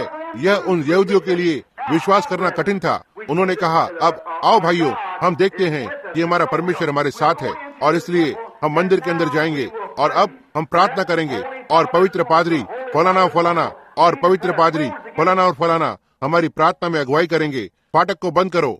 और तीतुस ने अपने स्थान को ले लिया और ठीक वहीं पर लगभग 100 वर्ष या उससे अधिक वर्षों के लिए खड़ा रहा। देखो, वो चौकसी पर थे और वे पूरी तरह से भूखे थे, यहाँ तक उनमें से एक जन भी शहर से बाहर नहीं निकल पाया और वे भूखे होकर मर गए। और जब वो वहाँ पर गया और उन दीवारों को नीचे गिराया और लहू की धारा बाहर आने लगी और जैसे नदियां बहती हों, वहीं पर जहाँ उसने हत्या कर दी हर एक की जो वहाँ पर था। अब प्रभु के दूत ने पहले पुराने नियम में इसकी भविष्यवाणी की थी और बताया यह घटित होगा, और वे सेवक जो पादरी वर्ग के थे उन्होंने उस पर कार्य करना चाहिए था और लोगों को यह बताना चाहिए था। बजाय इसके जब यीशु उनके बीच में खड़ा हुआ, उन्होंने उसे पहचाना भी नहीं और एक प्रकार से उसका उपवास उड़ाने की कोशिश कर रहे थे। हम पर एक तरकीब को चला, आओ हम देखें कैसे कैसे इसने इसे किया है, हमें चिन्ह को दिखाओ। और उसने कहा मैं, क्योंकि उसने बहुत सारी चीजों को किया था और फिर भी वे इसे देख नहीं पाए। देखा, और फिर जब उन्होंने उसे इनकार किया, उनके समय अपने दिन के संदेश को, उन्होंने उस दिन के संदेश को ठुकराया था, वे उस दिन के चिन्ह को देखने से चूक गए और बाइबल की भविष्यवाणी का चिन्ह जो उनके सामने पूरा हुआ था। और उन्होंने कहा अब आओ अंदर जाएं। वे पवित्र मनुष्य थे, वे ऐसे मनुष्य थे कि आप उनके जीवन पर उंगली भी नहीं उठा सकते थे, वो ऐसे नहीं हो सकते थे। और फिर एक याजक होंगे, एक याजक को मारा जाएगा, उसे किसी भी दिन छोटी बात के लिए पत्थर बहा करके मार डालेंगे, इसलिए उसे एक साफ पवित्र जीवन को जीना था। वे इसे नहीं कर सकते हैं क्योंकि उसे बस किसी भी चीज के लिए पत्थर बहा किया जाता था। और अब वे बड़े मनुष्य थे और लोगों की नजर में पवित्र मनुष्य थे, और फिर भी उन्होंने अंदर जाकर कहा अब हमारे पास परमेश्वर है, परमेश्वर जो इन सारे युगों में से होते हुए हमारे साथ रहा है, हम उसके पवित्र मंदिर में जाएंगे। वो परमेश्वर का पवित्र मंदिर था, लेकिन आप देखना वो अपने पवित्र मंदिर में से मुड़ गया था। देखा, हम परमेश्वर के भवन के अंदर जाएंगे। अब तुम सारे इब्रानी जानते हो कि हम यहाँ पर एक चुनी हुई जाति है, वो हम हैं और वो परमेश्वर हमारा परमेश्वर है। वो इब्राहिम, इजाक, याकूब का परमेश्वर वो हमारे साथ है। वो खतना रहित फलिस्तीनियों से हमें वहाँ पर छुड़ाएगा जैसा कि वे थे, वे रोमी और यूनानी, वो हमें उनसे छुड़ाएगा। आओ हम प्रभु के भवन के अंदर जाएं। यह अच्छा दिखाई पड़ता है, लेकिन उन्होंने क्या किया था? वो भवन का बनाने वाला वहाँ पर था, एक गलीली जो निचले स्तर के सुतार के रूप में, और वे उससे मुड़ गए थे जब परमेश्वर ने उसे उस घड़ी के संदेशवाहक होने के लिए और वो डाली करके प्रमाणित किया, और वे इससे मुड़ गए। इसलिए सारी प्रार्थनाएं, सारी ईमानदारी और उनका बलिदान परमेश्वर के लिए कुछ भी मायने नहीं रखता है जो उन्होंने इसे किया था, और परमेश्वर ने इस बड़ी सेना को एक किया ताकि इसे नष्ट करे। और हम आज देखते हैं जैसे कलीसिया, संस्थाओं और इत्यादि में से होती हुई परमेश्वर के वचन से मुड़ते जा रहे हैं। वे नहीं चाहते कि आप उन्हें इन चीजों के बारे में बताएं, और विज्ञान इसे तस्वीरों और हर एक चीज के द्वारा साबित कर सकता है, और फिर भी वे इसके साथ कुछ लेना देना नहीं रखना चाहते। इसलिए साम्यवाद रूप ले रहा है ताकि इसे नष्ट करे, बिल्कुल वैसे ही जैसे तीतुस ने किया, और बाइबल ने कहा वे वैसा करेंगे, बिल्कुल वैसे ही। अब आप देखते हैं हम कहाँ पर रह रहे हैं, उस एक होने के समय पर, जब हम इन चीजों को एक होते हुए देखते हैं। ओह, क्योंकि हम उन चीजों को देखने से चूक गए हैं। आप इन वचनों में यहाँ पर देख सकते हैं और देख सकते हैं कि कहाँ उसने ये प्रतिज्ञा की है कि वो क्या करेगा। अब हम इसे पूरा होते हुए देख रहे हैं। हम कलीसिया में देखते हैं उसने जो करने की प्रतिज्ञा की है, हम इसे पूरा होते हुए देख रहे हैं। हम राष्ट्र को एक साथ एकत्र होते हुए देख रहे हैं, धर्म शिक्षकों को एक साथ एकत्र होते हुए देख रहे हैं, हम कलीसिया को एक साथ एकत्र होते हुए देख रहे हैं। ये एक होने का समय है, यह एक होने की घड़ी है, यही वो युग का आत्मा है। हमें एक होना होगा। हर एक चीज जिस पर तुम बात करते हो उसे संस्थागत होना होगा। यहाँ तक सरकार भी इसे स्वीकार नहीं करेगी। आप जानते हैं, एक नागरिक होने के नाते मैं एक नागरिक के रूप में, एक संयुक्त राष्ट्र के एक नागरिक के रूप में नहीं कर सकता हूँ। फिर भी आप मुझे $5 का चेक देते हैं और मुझे इस पर अपना नाम डालने की हिम्मत नहीं होगी। समझे? देखो, मैं इसे नहीं कर सकता हूँ। देखो, यह एक होने का समय है। इस सबको किसी संगठन या किसी वर्ग में से होकर जाना है, और वो संगठन वही चीज है जो पशु की छाप को लाती है। देखा, यह एक होने का समय है और यह ठीक उसके अंदर कार्य कर रहा है। आप इसे केवल खुली आंखों से देख सकते हैं। यदि आप उसकी ओर देखते हैं तो यह एक होने का समय है जहाँ हर एक चीज एक साथ एक हो रही है।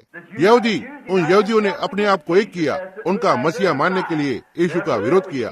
इसलिए हम देखते हैं क्या घटित हुआ था। हम अब उन्हीं बातों को होते हुए देख रहे हैं। साम्यवाद एक हो रहे हैं ताकि कलीसिया को नष्ट करे। कलीसिया, विश्व कलीसिया संगठन के अंदर एक होने के बाद और संदेश को, परमेश्वर के वचन को नष्ट करने की कोशिश करेंगे।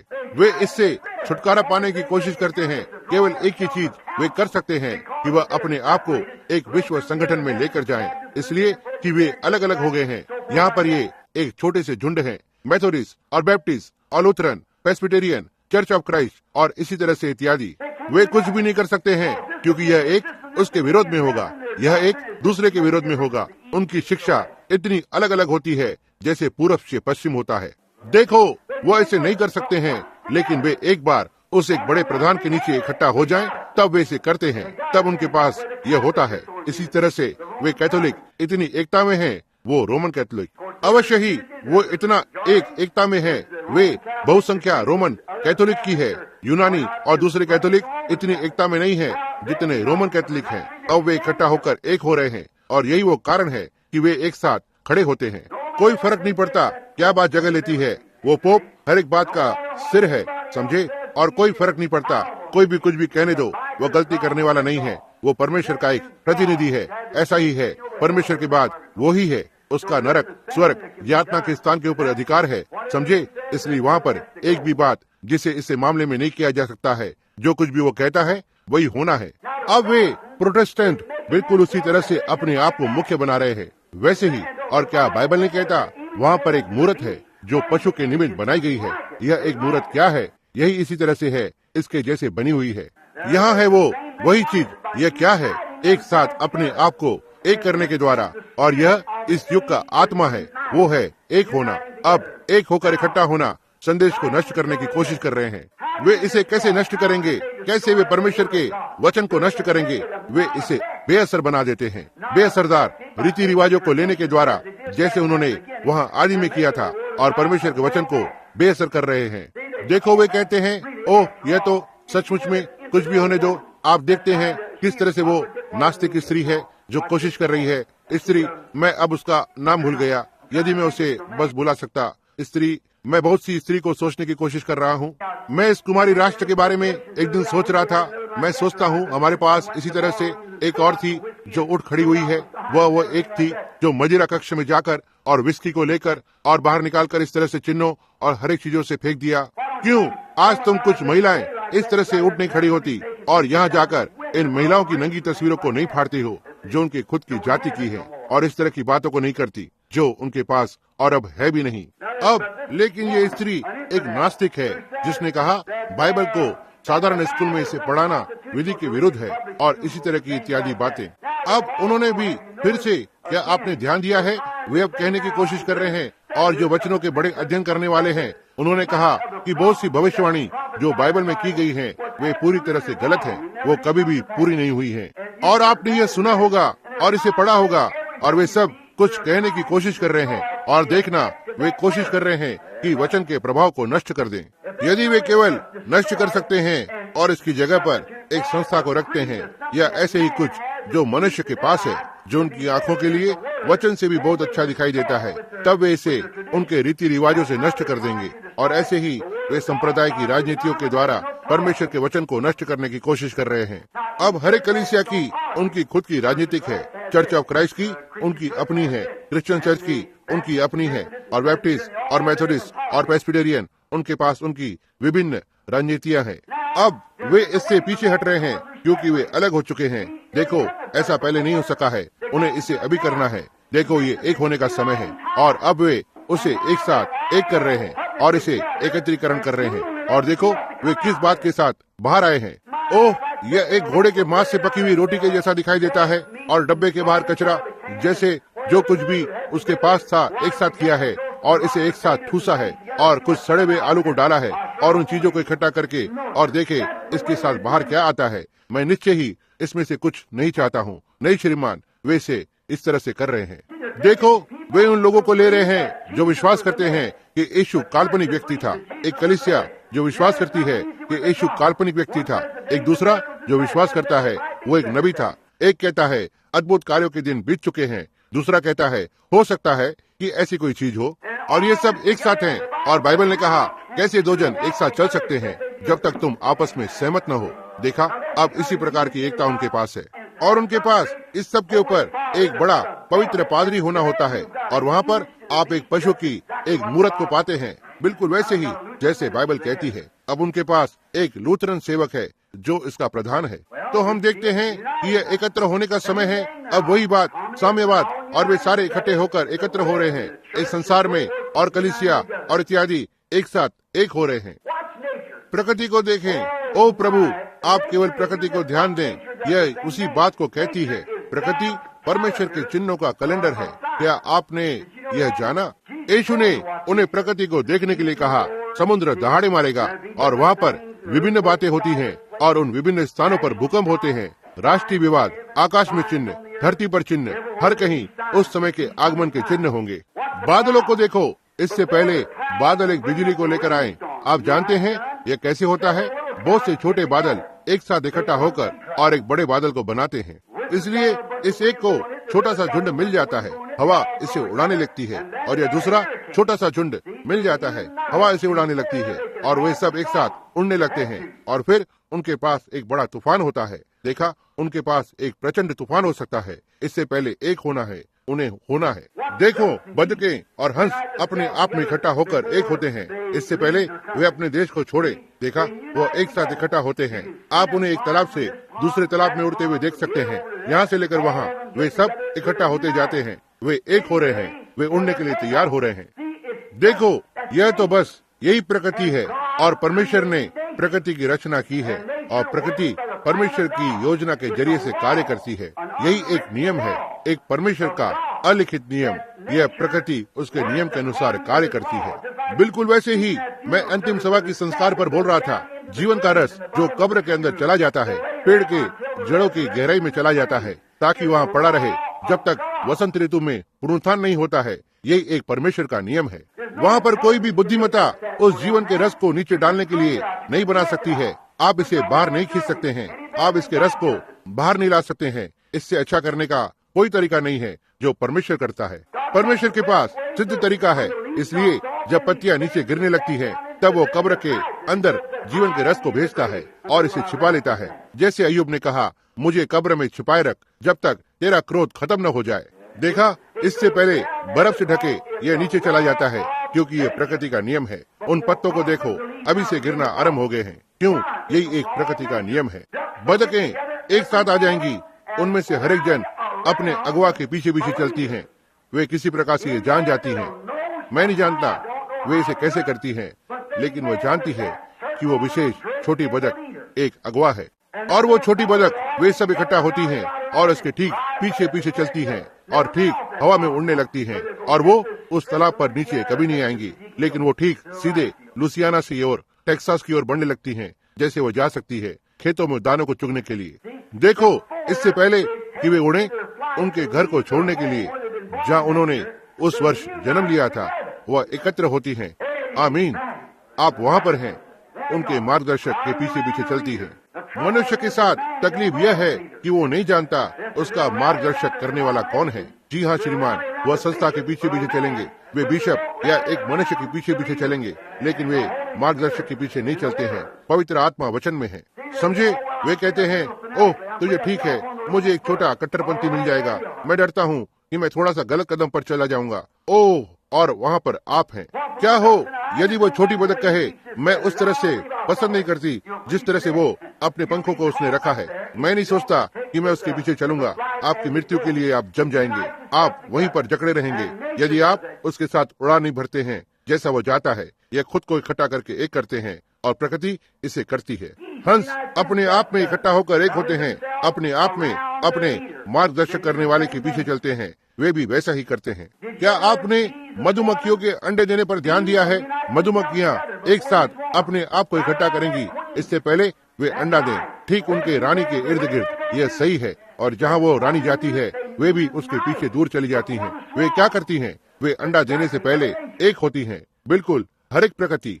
मछली अपने आप को इकट्ठा करके एक करती हैं इससे पहले ग्रीष्म ऋतु आ जाए। वहाँ बाहर समुद्र में आप उन्हें देख सकते हैं, वे बड़ी जो एक सामन, एक प्रकार की मछली है, का झोपड़ा कहते हैं। जब वे वहाँ ऊपर आती हैं, इससे पहले वहाँ पर बहाव अंदर आए, आप उन्हें वहाँ समुद्र के ऊपर 10,000 की संख्या में देखेंगे। वे गोल गोल घूमती हैं, जो नमक का पानी है, लेकिन असल में वो मछली का स्वच्छ जल है। और वे ठीक ऊपर उस स्वच्छ जल पर आती हैं ताकि वो अंडा देने की ऋतु के लिए जाएं।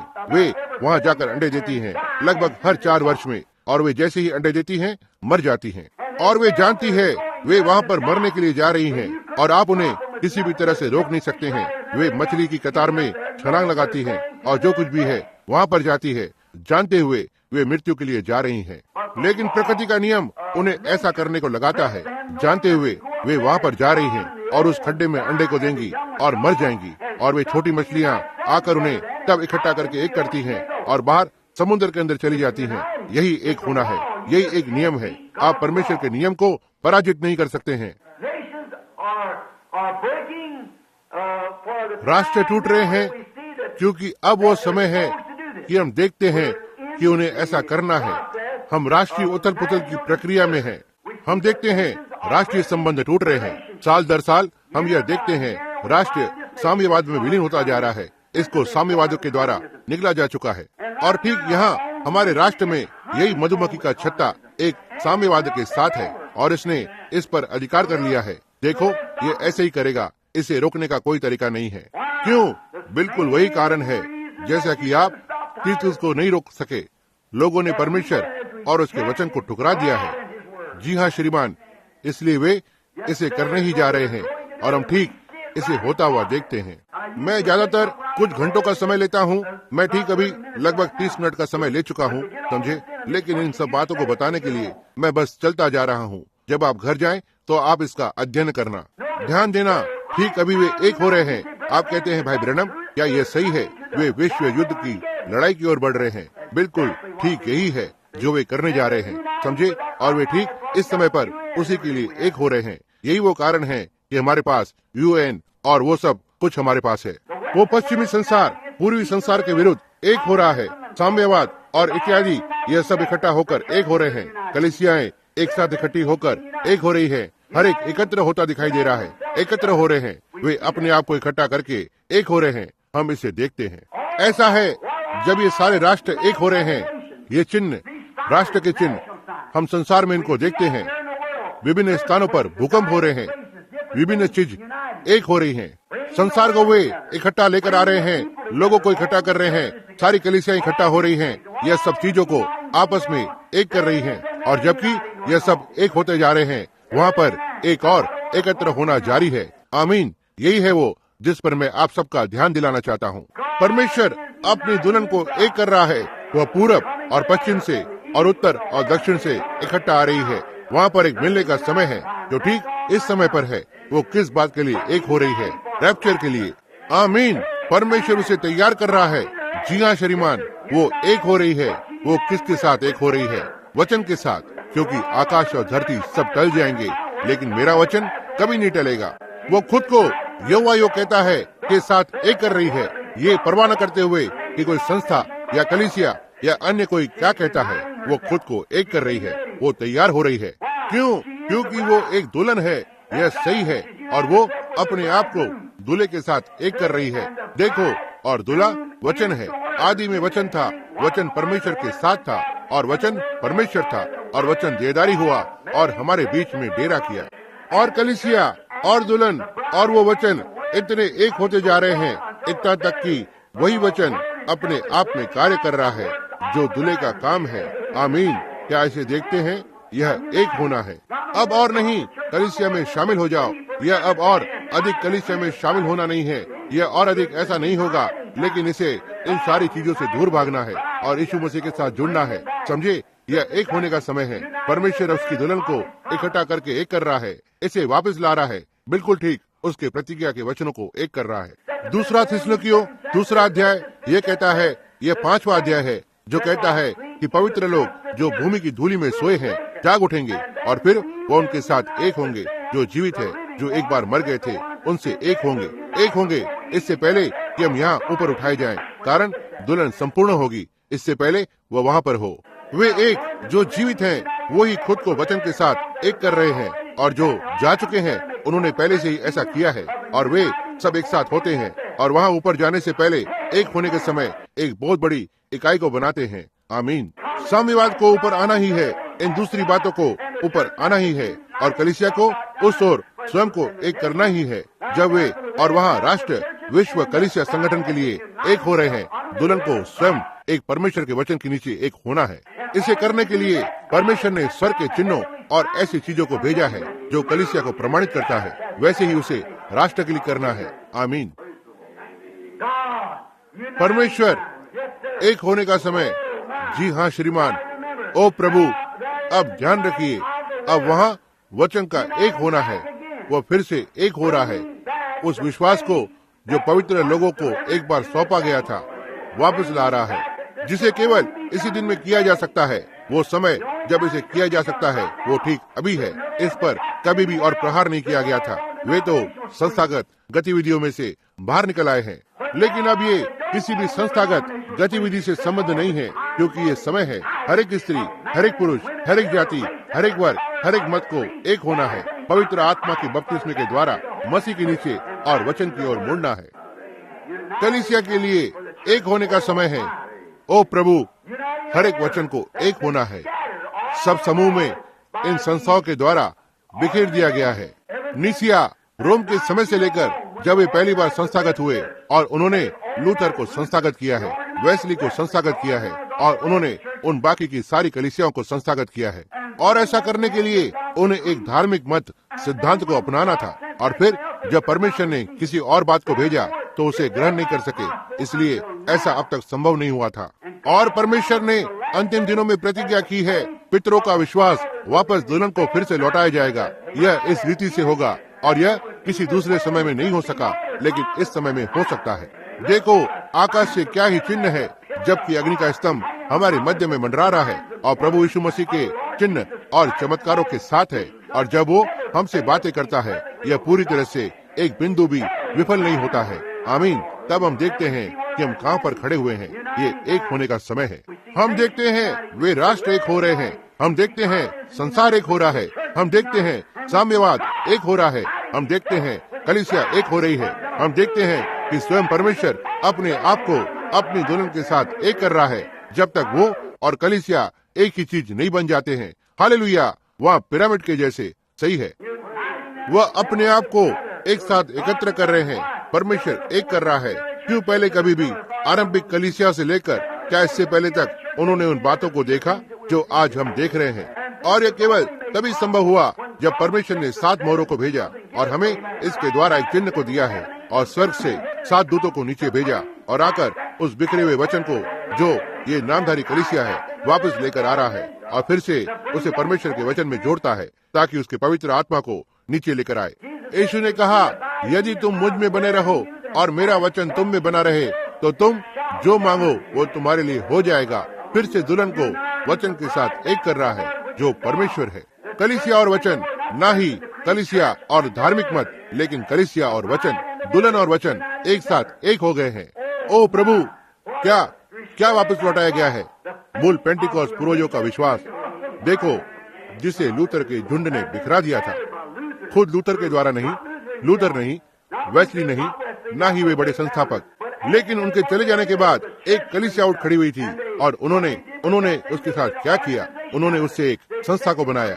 उन्होंने धार्मिक मत और ऐसी ही इत्यादि बातों को ग्रहण कर लिया है, और वे दूर चले गए हैं। और आप उनकी ओर देखें, अब वे विश्व कलीसिया संगठन के अंदर चले गए हैं। अब आप देखते हैं, लेकिन अंत के दिनों में आप देखते हैं, हम उन बातों को अब होते हुए देखते हैं जो इससे पहले कभी घटित नहीं हुई थी। देखो, यह परमेश्वर का चिन्ह है, और यह सब एक हो रहे हैं। यह समय का चिन्ह है। अब उसे ध्यान से देखना चाहते हैं, और इतना निश्चित होना है कि हम इसे समझ गए हैं। छोड़ रहे हैं, संस्थाओं के लिए सच्चे वचन को छोड़ रहे हैं।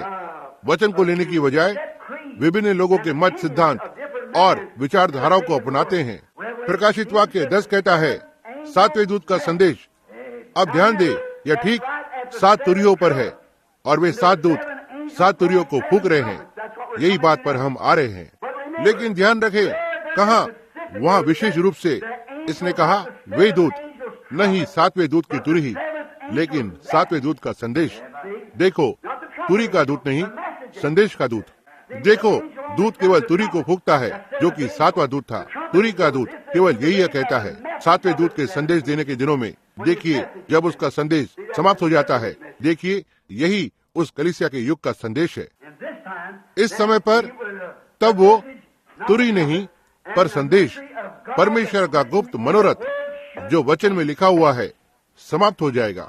अब देखिए, यह क्या ही दिन है जिसमें हम रह रहे हैं। उन मोहरों पर ध्यान दे, कैसे उसने परमेश्वर के बिखरे हुए वचन को खींचा, जिसे लूथर और बाकी के उन सब ने, वे मान सुधारक छोड़कर आगे निकल गए थे, ठीक वापस आकर और इसे बाइबल में से दिखाया कि वे कहाँ पर होंगे। हर एक मनुष्य ठीक अपने स्थान पर होगा, वो क्या करेगा और कलीसिया के साथ क्या होगा, वो सारी चीजें जो उसने छोड़ दी थी।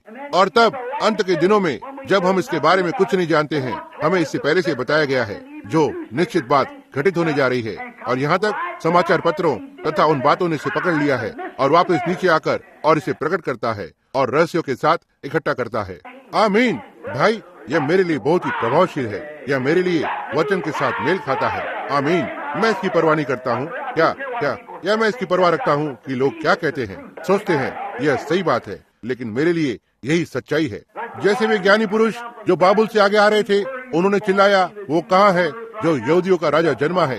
वो ठीक अभी धरती पर है, हमें उसे ढूंढना होगा। यह सही है। और मैं सोचता हूँ वो अपने आगमन के निकट है कि मैं कह सकता हूँ, देखो दूल्हा आता है। मैं मध्य रात्रि की पुकार को सुनता हूँ। आमीन। हम ठीक समय के अंत पर हैं। ओ प्रभु, हम ऐसे समय में रह रहे हैं। ध्यान दें, समझे, क्या ही दिन है, क्या ही समय है जिसमें हम रह रहे हैं। परमेश्वर का यह मान रहस्य पूरा हुआ है। परमेश्वर को अंदर ला रहे हैं, दिखा रहे हैं कि ये क्या है, कैसे ये छोटे छोटे वाद विवाद हैं, और भटक कर और उसे ऐसा बना डाला है, और किसी ने उसे वैसा बना डाला है, और किसी ने उसे वैसा बना डाला है। लेकिन प्रभु के दूत ने नीचे आकर और उनके सारे वाद विवाद को ऊपर लेकर आया और उससे इस सच्चाई को बाहर निकाला और इसे पेश किया। और वहाँ है ये, बिल्कुल जितना ये सिद्ध हो सकता है, और किसी तरीके से इसे नहीं किया जा सकता है। यही है, ऐसा ही है वो। देखो, सर्प का बीज, सारी इत्यादि बातें जो लोगों के बीच में बहुत ही रहस्यमयी रही हैं। देखा, ये क्या है जो उसके पास थी? यह वो किस बात का चिन्ह है? एक होने का। उसने मलाकी 4 में क्या कहा? लौटाया जाएगा। मूल पेंटिकॉस्ट का विश्वास वापस लोगों के पास फिर से लौटाया जाएगा, उसी पेंटिकॉस्टल संदेश के साथ। वही पेंटिकॉस्टल का चिन्ह, वही पेंटिकॉस्टल का प्रमाण, वही परमेश्वर, वही सामर्थ, वही शिक्षा, हर एक चीज बिल्कुल वैसी ही, जो उसी अग्नि के स्तंभ के द्वारा पहचान देगा, जो दशमिक के रास्ते में शाऊल के नीचे गिरने पर दिखा। वो आज हमारे बीच में है। वही चिन्ह को कर रहा है जो उसने उस दिन पर किए थे, एक होना। हम देखते हैं वे राष्ट्र एक हो रहे हैं। हम देखते हैं संसार एक हो रहा है। हम देखते हैं वे कलीसिया एक हो रही है। हम देखते हैं दुल्हन एक हो रही है, वो वचन के साथ एक हो रही है। क्यों? वचन ही परमेश्वर है। और जैसे वचन, जैसे दूल्हा वचन होने के कारण और दुल्हन वचन को सुनने वाली होने के कारण वे एक दूसरे के साथ एक होते हैं। वे एक विवाह की नाई एक होते हैं। देखो, वे एक विवाह के लिए तैयार हो रहे हैं और वे एक बन जाते हैं। वचन आप बन जाता है, आप वचन बन जाते हो। यीशु ने कहा, उस दिन तुम इसे जानोगे, जो कुछ पिता है वह सब कुछ मैं हूँ, और जो मैं हूँ तुम हो, और जो कुछ तुम हो वो सब मैं हूँ। उस दिन तुम जानोगे कि मैं पिता में हूँ, पिता मुझ में है, मैं तुम में और तुम मुझ में हो। देखा, उस दिन पर, कौन से दिन? इस दिन हम देखते हैं परमेश्वर के बड़े गुप्त मनोरथ प्रकट हुए हैं। ओह, मैं इसे कितना पसंद करता हूँ। ओह देखो, विज्ञान और वचन की तुलना नहीं की जा सकती है जैसे वे आज करते हैं। वे ऐसा पहले नहीं कर सकते थे, इसे तो ऐसा अभी ही कर सकते हैं। ध्यान दीजिए, उसने कहा आकाश के चिन्ह, विज्ञान और राष्ट्रीय चिन्ह। अब उनके पास आज आकाश के बड़े बड़े चिन्ह हैं। उनके पास अंतरिक्ष यात्री और सब कुछ है। लेकिन ये अंतरिक्ष यात्री विज्ञान संसार के लिए क्या करते हैं? या उनके लिए डर को लाते हैं। वे नहीं जानते कौन से समय पर इसी तरह की कोई चीज ऊपर से भेज सकते हैं और बस इन बमों को नीचे डाल सकते हैं और हम बच नहीं पाएंगे। देखो, अब यही वो चिन्ह है जो उनके पास आकाश में डर पैदा करने वाले दृश्य हैं। समझे, उनके पास अणु बम और सब कुछ है, सभी प्रकार के चिन्ह हैं। आप जानते हैं, उन्होंने कहा एक दिन इस समझौते पर हस्ताक्षर किए थे। वे अब और बम को विस्फोट नहीं करेंगे, लेकिन अब वे उनका प्रशिक्षण उसी तरह से पानी के अंदर और भूमि के नीचे करने जा रहे हैं। समझे, उन्होंने एक समझौते पर हस्ताक्षर को किया है। हम यह नहीं करेंगे। यदि आप कहते हैं कि हम नहीं करेंगे, लेकिन हम वापस घर जाकर और उसे उसी तरह से करेंगे, जबकि हम जानते हैं वहाँ पर ठीक उसी प्रकार कर रहे हो। समझे, वहाँ ऐसी कोई बात नहीं है। यह तो बस उनके मध्य में कोई भी भरोसे वाली बात नहीं है। वहाँ पर कुछ भी नहीं है। आप समझे, हर कोई एक दूसरे से डरा हुआ है। यही एक सबसे डरावना चिन्ह है। विज्ञान और मनुष्य और राष्ट्रों ने ही आकाश में एक डरावने चिन्ह को उत्पन्न किया है। यह बिल्कुल सच है। अब एक दूसरे से डरना और आकाश के चिन्ह जो दिए गए हैं, देखें, अब उनके पास भी आकाश में एक चिन्ह है, एक डरावना चिन्ह। एक मनुष्य अंतरिक्ष यान में है। हो सकता है उसके पास एक परमाणु बम हो और वह नीचे को गिरा दे और सारे राष्ट्र को नष्ट कर सकता है। एक अंतरिक्ष यान में चढ़ जाए और वहाँ पर बना रहे। आपको ऐसा करने से कोई भी नहीं रोकेगा। वे इसे निश्चय ही कर सकते हैं। वे जब भी चाहें इसे कर सकते हैं। वे इसे मिट्टी में मिला सकते हैं यदि वे चाहते हैं तो। अब से 15 मिनट के अंदर ही। और जो वो एक कर सकता है, ठीक वैसा ही दूसरा भी कर सकता है। इसलिए आप देखते हैं उनके पास एक चिन्ह है, लेकिन इस प्रकार का चिन्ह उनके अंदर डर को लाता है। वे एक साथ इकट्ठा हो रहे हैं, अपनी ताकतों को मिला रहे हैं। आजाद संसार वो अपनी ताकत को एक साथ मिला रहा है। साम्यवाद अपनी ताकत को रूस के साथ मिला रहा है। हर एक जन, लेकिन हर एक दूसरे से डरा हुआ है। देखो, यह एक डर से भरा हुआ चिन्ह है। यह सच है। यही एक राष्ट्रीय चिन्ह और बातें हैं। लेकिन कलीसिया ने स्वर्गीय चिन्ह को ग्रहण किया है। एक अंतरिक्ष यात्री, आमीन, जो यीशु मसीह है, जो अग्नि के स्तंभ के रूप में है। यही है जो पुराने नियम में था, जो वो था जिसने वहाँ दशमिक के रास्ते पर शाऊल से मुलाकात की थी। वही यीशु आज यहाँ पर है। और ये क्या करता है? क्या वो डर को लेकर आता है? यह उस प्रेम को लाता है जो एक दूसरे से एक कर रहा है। आमीन, एक दूसरे के प्रति महसूस करना। ये परमेश्वर के प्रेम को लाता है। ओह, हमें एक करता है, हमें एक लेकर आता है और मसीह की देह में एक दुल्हन की नाई एकता में लाता है। यही है जो वो अब कर रहा है। यह महान एकता है जो परमेश्वर, वे अपने आप को एक कर रहे हैं। एक झुंड जो यहाँ पर है दूसरे झुंड से लड़ता है। एक झुंड यहाँ पर दूसरे झुंड से लड़ने के लिए है। यहाँ पर एक कलीसिया उनके मध्य में खड़ी हुई है। आप ध्यान दें क्या होता है, ये उनके साथ एक हो जाएगी। यह बिल्कुल सही है। लेकिन अब हम पाते हैं कि यह भय और निराशा को लेकर आता है।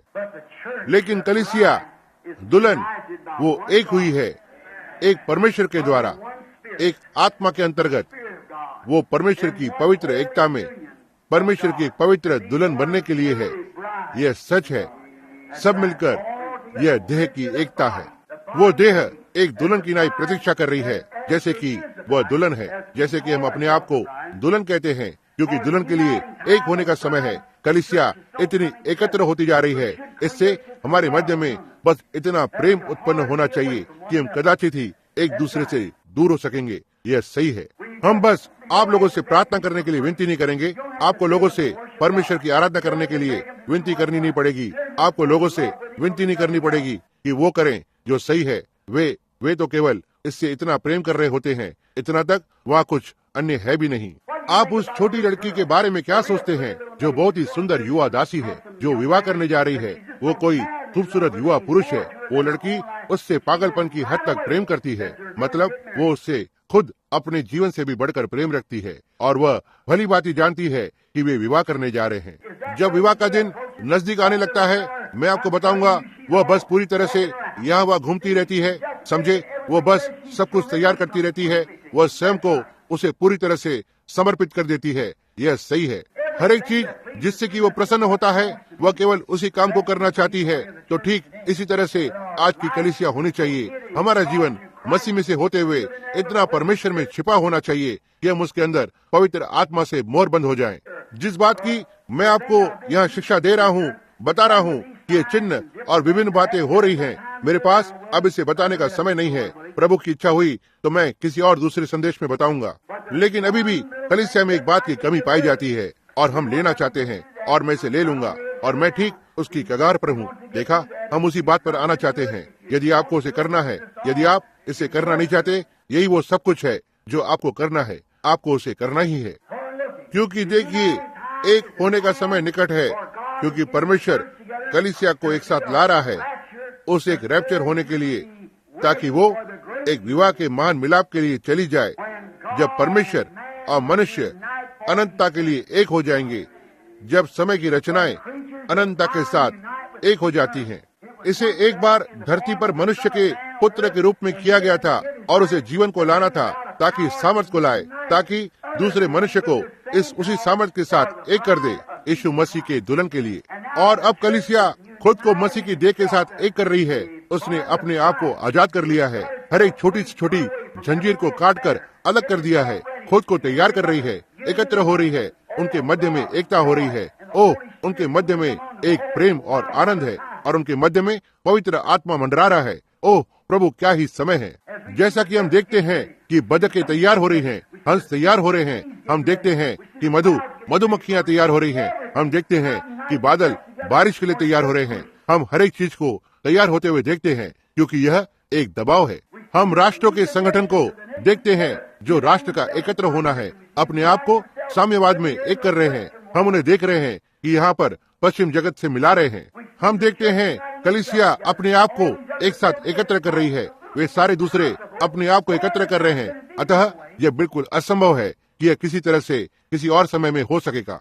यह इस तरह से 20 वर्ष पहले नहीं हो सकता था, यह इस तरह से नहीं हो सकता था, यह इस तरह से 10 वर्ष पहले नहीं हो सकता था, इसे इस तरह से ठीक इसी समय पर होना था। देखो, क्योंकि यह मत और बातें इस स्थान तक नहीं आई थी। अब जाग जाओ, अपने आप को जल्दी से झंझोरो और वहाँ से बाहर की ओर दृष्टि डालकर देखो कि हम कहाँ पर हैं, हम कहाँ हैं। जैसे वे ज्ञानी पुरुष थे, हम वचन के साथ ठीक पंक्ति में हैं और प्रभु का उजाला हमारे उस रास्ते पर चमक रहा है। स्वर्ग में परमेश्वर की महिमा हो और उस परमेश्वर की महिमा हो जिसने हमें यीशु मसीह दिया, जिसे हम प्रेम करते हैं और जो हमें इस स्थान तक लेकर आया है, और जैसा कि हम उसके लोग हैं जो उसके लहू से खरीदे गए हैं। ओह प्रभु, जब एक होने का समय आता है, हम देखते हैं जब हम उसकी आत्मा के बंधनों में एक दूसरे से एक होते हैं। हम क्या यह उसका आत्मा हो सकता है? निश्चय ही यह उसका आत्मा है। यह क्या है? यह उसका वचन है और वो वचन का आत्मा है। और जब वो आत्मा की प्रतिज्ञा आप पर आती है और प्रमाणित करती है और वह स्वयं को ठीक यहाँ पर दिखाती है, क्या यह वही आत्मा है? यह वही एक है जो जंगल में मूसा के साथ था, यह वही एक है जो यीशु मसीह के ऊपर था, यही वो एक है जिससे शाऊल ने उसके दशमीश के रास्ते पर मुलाकात की थी। वो कल, आज और युगानुयुग एक सा है। वो ठीक उसी चीज को करता है। और हम राष्ट्र को इकट्ठा होते हुए देखते हैं, हम कलीसिया के प्रधानों को इकट्ठा होते हुए देखते हैं, हम साम्यवादियों को इकट्ठा होते हुए देखते हैं, हम इन सब बातों को देखते हैं और अब हम दुल्हन को वचन के साथ एक होते हुए देखते हैं। ओ प्रभु, ये वो समय है कि जब संत लोग उठेंगे ताकि जो जीते हैं उनसे एक हो जाएं और अनंतता के लिए यीशु मसीह के साथ एक होने के लिए चले जाएं। होने पाए परमेश्वर हम में से हर एक की सहायता करे कि आज रात मसीह के साथ एक हो जाएं। जो कुछ भी हमें समर्पित करे और जो कुछ भी हमारे पास है, हमारा संपूर्ण प्राण और मन यीशु मसीह के लिए, और उस एक होने के समय की ओर देखें। जब परमेश्वर की तुरी फूकी जाएगी तब समय और अधिक न रहेगा और सुबह अनंतता में उदय होती है, उज्जवल और साफ, जब मसीह में जो मरे हुए हैं जी उठेंगे। एक छोर से दूसरे छोर तक वे एकत्र हो दुल्हन के साथ जो जीवित है उसके साथ इकट्ठा होकर उठा लिए जाएंगे। एकत्र होने को देखें। परमेश्वर कलीसिया को अपने वचन के साथ एक कर रहा है, वचन को कलीसिया के साथ, जिससे वे दोनों एक बन जाएं। इसे कहो और ये हो जाएगा, यह करो और वो हो जाएगा। ये ऐसे ही है। ये तुम्हारे सामने मैं हूँ और यह मैं ही हूँ जो उसे प्रमाणित कर रहा हूँ। यह मैं ही हूँ जो तेरे साथ हूँ। तो ठीक है, अब हम पाते हैं कि समय आया है जब तुरी फूकी जाती है और वे संत लोग जो वहाँ पहले के समय में थे, हमारे बिना वे सिद्ध नहीं किए जा सकते हैं। वे हम पर निर्भर हैं। इब्रानियों 11। और जब वे एकत्र होकर आते हैं तब वे जो जीवते हैं उनसे एक होते हैं। कलीसिया वचन से एक हो रही है, फिर कलीसिया और वचन एक साथ एकत्र हो रहे हैं, वे एक हो रहे हैं। मरे हुए संत लोग जीवते संतों के साथ एक हो रहे हैं ताकि वे एकत्र हो जाएं। वे सब उस ओर इकट्ठा हो जाएं ताकि मसीह के साथ एक होकर उस मेमने के विवाह के भोज के लिए जाएं। यह एकत्र होने का समय है और चिन्ह हर जगह पर दिखाई दे रहे हैं। राष्ट्रों में चिन्ह है, साम्यवाद में चिन्ह है, पश्चिमी जगत में चिन्ह है, विश्व कलीसिया संगठन में चिन्ह है, और आज रात यहाँ पर पवित्र आत्मा के तत्वाधान के नीचे चिन्ह है और परमेश्वर का वचन इसे प्रमाणित कर रहा है और इसे सत्य बना रहा है। आमीन। एक होने का समय, एक होने के समय का चिन्ह। आइए हम अपने सिरों को झुकाएं। प्रभु यीशु, जैसे मेरा दीन हृदय आनंद से उछल रहा है जब मैं संभावनाओं को देखता हूँ, मैं जो मध्य आयु का व्यक्ति हूँ, मुझे अब भी मुझे आपको इस पीढ़ी के लिए आते हुए देखने की संभावना है, जीवित होकर और यहाँ खड़े हों कि यह देखें कि जब वो तुरही फूकी जाती है, वो मलिन है, वो मलिन बना रहे, और जो धर्मी है वो धर्मी ही बना रहे, जो पवित्र है वो पवित्र बना रहे। ओ प्रभु परमेश्वर, और हमारे बारे में सोचते हुए खड़े हुए हैं, क्षण भर में पलक झपकते ही, जब संसार नहीं जानेगा कि क्या हो रहा है, लेकिन अचानक ही आप देखोगे, आपके सामने प्रकट होगा, आपके अपने प्रियजन दृष्टिगोचर हो जाएंगे, जो आपके साथ एक बार फिर मिलने को आए हैं, और हम क्षण भर में पलक झपकते ही बदल जाएंगे और एक साथ हवा में ऊपर उठा लिए जाएंगे कि हम प्रभु से हवा में मिले, और फिर उसके साथ एक हो जाएंगे, वहाँ हमेशा के लिए रहेंगे, और फिर कभी भी उसकी उपस्थिति से बाहर नहीं आएंगे। आज ये क्या ही बड़ी बात है प्रभु, इस बात को जानना कि अब हम एक ही आत्मा के द्वारा एकत्र हुए हैं, एक ही आत्मा, वो पवित्र आत्मा, उसके पास उसकी पकड़ में वचन है जो हमारे अंदर आ रहा है। और ये क्या ही एक महान बात है, ये क्या ही सौभाग्य की बात है कि स्वयं को सारे संसार से मुक्त करके यीशु मसीह के अंदर खुद को एक करना, और ये सोचना कि किसी दिन हम एक शारीरिक दशा में उस देह के साथ, जैसे उसकी महिमा में देह है, और विवाह के भोज की मेज पर बैठे हुए होंगे और वहाँ उसके साथ एक होंगे और उसके साथ विवाह में बन जाएंगे, या दुल्हन और दूल्हे के रूप में हर समय के लिए रहेंगे, जो आने वाला है, जो कभी न खत्म होने वाली अनंतता है। प्रभु परमेश्वर, होने पाए ये लोगों के लिए केवल कोई काल्पनिक विचार न हो, लेकिन होने पाए यह उनके लिए एक ऐसी वास्तविकता बन जाए, इतना तक कि लोगों के अंदर ऐसी भूख और प्यास हो जाए कि वे अपने समाचार पत्रों को पढ़ रहे हों, देख रहे हों, रेडियो और खबरों पर सुन रहे हों और देख रहे हो, यह एक होने का समय है, चिन्ह चमक रहे हैं। प्रभु परमेश्वर, जैसा कि हमने उस स्त्री के बारे में बोला कि वे अंत के दिनों में क्या करेंगे, कलीसिया अंत के दिनों में क्या करेगी, और कलीसिया काल क्या होंगे, और मोहरें क्या होंगी, और ये सारी दूसरी बातें क्या होंगी, और हम ऐसा ही देखते हैं जैसा ये था नूह के दिनों में था, और हम इसे वैसा ही देखते हैं जैसा ये था सदोम और लूत के दिनों में था, जब प्रभु का दूत स्वयं को मनुष्य की देह में प्रकट किया, जिसने गाय का मांस खाया और गाय का दूध पिया, रोटी खाई, और वह खड़ा हुआ था और बता सकता था कि उसके पीछे क्या हो रहा था। और यीशु ने उसी बात को कहा कि यही मनुष्य के पुत्र के समय के आने पर जगह लेगा। प्रभु परमेश्वर, हमने पिरामिड को देखा है, कैसे इसका वहाँ निर्माण हुआ, और देखो कि कैसे हमने उस पर इन चीजों को जोड़ा, और हम पाते हैं कि हम अंतिम समय में हैं, मुख्य कोने के पत्थर की बाट जो रहे हैं। परमेश्वर की महिमा हो। हम प्रार्थना करते हैं पिता कि आप लोगों को अब जल्दी से जगाएंगे और हमें एक साथ इकट्ठा करें। परमेश्वर के प्रेम और यीशु मसीह के प्रति आदर और एक दूसरे के प्रति आदर हो। यदि आज रात वहाँ पर कोई ऐसा है जिसके पास वो आशा आपके भीतर विश्राम नहीं कर रही है, क्या आप अपने हाथ को परमेश्वर की ओर उठाएंगे और कहेंगे, प्रभु परमेश्वर, मुझे अपने साथ एक कर लीजिए, मुझे अपने साथ एक कर लीजिए। परमेश्वर आपको आशीष दे भाई, परमेश्वर आपको आशीष दे, और आपको हाँ प्रभु, मुझे अपने साथ एक कर लीजिए। जी हाँ, ओ प्रभु। राष्ट्र टूट रहे हैं, इजराइल जाग रहा है, वहाँ पर इजराइल पर दृष्टि डालिए, एकत्र हुआ है इजराइल, सारे संसार भर में एक साथ आए ताकि अपने आप को इकट्ठा करे, और अब वे एक राष्ट्र हैं, वे एक संयुक्त राष्ट्र हैं, जिनके पास अपना खुद का झंडा है, खुद की मुद्रा है, खुद की सेना है, हर एक चीज। यदि वे कभी थे तो वे अब हैं। इजराइल एकत्र हुआ है, रोम एकत्र हुआ है, कलीसिया एकत्र हुई है, और दुल्हन एक हो रही है। आमीन। और उस महान मिलाप का आना हो रहा है। यह क्या है? यह सब उसी चिन्ह की ओर अग्रसर हो रहा है जो मुख्य महत्वपूर्ण चिन्ह है। यीशु और उसकी दुल्हन एकत्र हो रहे हैं जैसे वे एक हों। पिता परमेश्वर, आप इस आशीष को प्रदान करें जिसे मैं इन लोगों के लिए मांगता हूं, और होने पाए हम आपसे हृदय और आत्मा में एक हो जाएं जब उन्होंने अपने हाथों को ऊपर उठाया है। इसी इच्छा को रखते हुए प्रभु परमेश्वर, हमें साफ कीजिए और हमें अपना बनाइए। प्रभु, इसे प्रदान कीजिए। यही है वो सब जो हम जानते हैं और हम कर सकते हैं कि आपसे मांगे, और फिर आपने कहा यदि हम इसे मांगते हैं और इसका विश्वास करते हैं तो हम इसे पाएंगे। प्रभु, मैं इसी के लिए देख रहा हूँ। मैं आपका यीशु मसीह के नाम से धन्यवाद देता हूँ। आमीन। मैं उससे प्रेम करता हूँ, मैं उससे प्रेम करता हूँ, क्योंकि उसने मुझसे पहले प्रेम किया।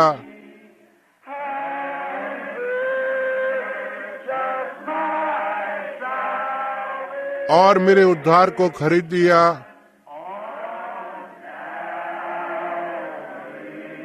उस कलवरी के पेड़ पर। आमीन। ओ मेरे परमेश्वर, देखो दूल्हा आता है। मैं मध्य रात्रि की पुकार को सुनता हूँ। यहाँ एक ललकार के साथ ऊपर चले जाएंगे, यदि हम सब उम्मीद रखते हैं और उससे आकाश में मिलेंगे। देखो और प्रार्थना करो मेरे भाई, कहीं ऐसा न हो कोई तुम्हारे ताज को ले ले, क्योंकि जो पीछे हटे हुए और गुनगुने हैं वे विवाह के वस्त्र को नहीं पहनेंगे। यह सही है। आओ हम इस मध्य रात्रि की पुकार के लिए तैयार हो जाएं। यह उस घड़ी में होने जा रही है जब आप सोचेंगे भी नहीं, वहाँ एक पुकार होगी। न ही अविश्वासी संसारी लोगों के मध्य में, यह तो गुप्त में होगी, लेकिन विश्वासी लोग जो इसके लिए देख रहे हैं। क्या आप तारों को एक पंक्ति में आते हुए देखते हैं? देखा इसने क्या उत्पन्न किया? बिल्कुल ठीक वही जो उसने पहली बार किया था। देखो हम वहीं पर हैं, वे चिन्ह आ रहे हैं। हम उसके धन्य आगमन के चिन्हों को दृश्य पर आते हुए देखते हैं। देखो अंजीर के पत्ते अब हरे हो रहे हैं। राज्य का सुसमाचार हर एक राष्ट्र के लिए जा चुका है और हम निकट हैं। उस अंत को देखा जा सकता है। फिर आनंद से करेंगे हम उसके धन्य आगमन के संदेश की घोषणा करेंगे। क्या यह सही है? ओह, उसके धन्य आगमन की घोषणा करें। यही है जो हमें करना है। हर एक को बताओ, तैयार हो जाओ, परमेश्वर से मिलने को तैयार हो जाओ। आमीन। मैं उससे प्रेम करता हूँ।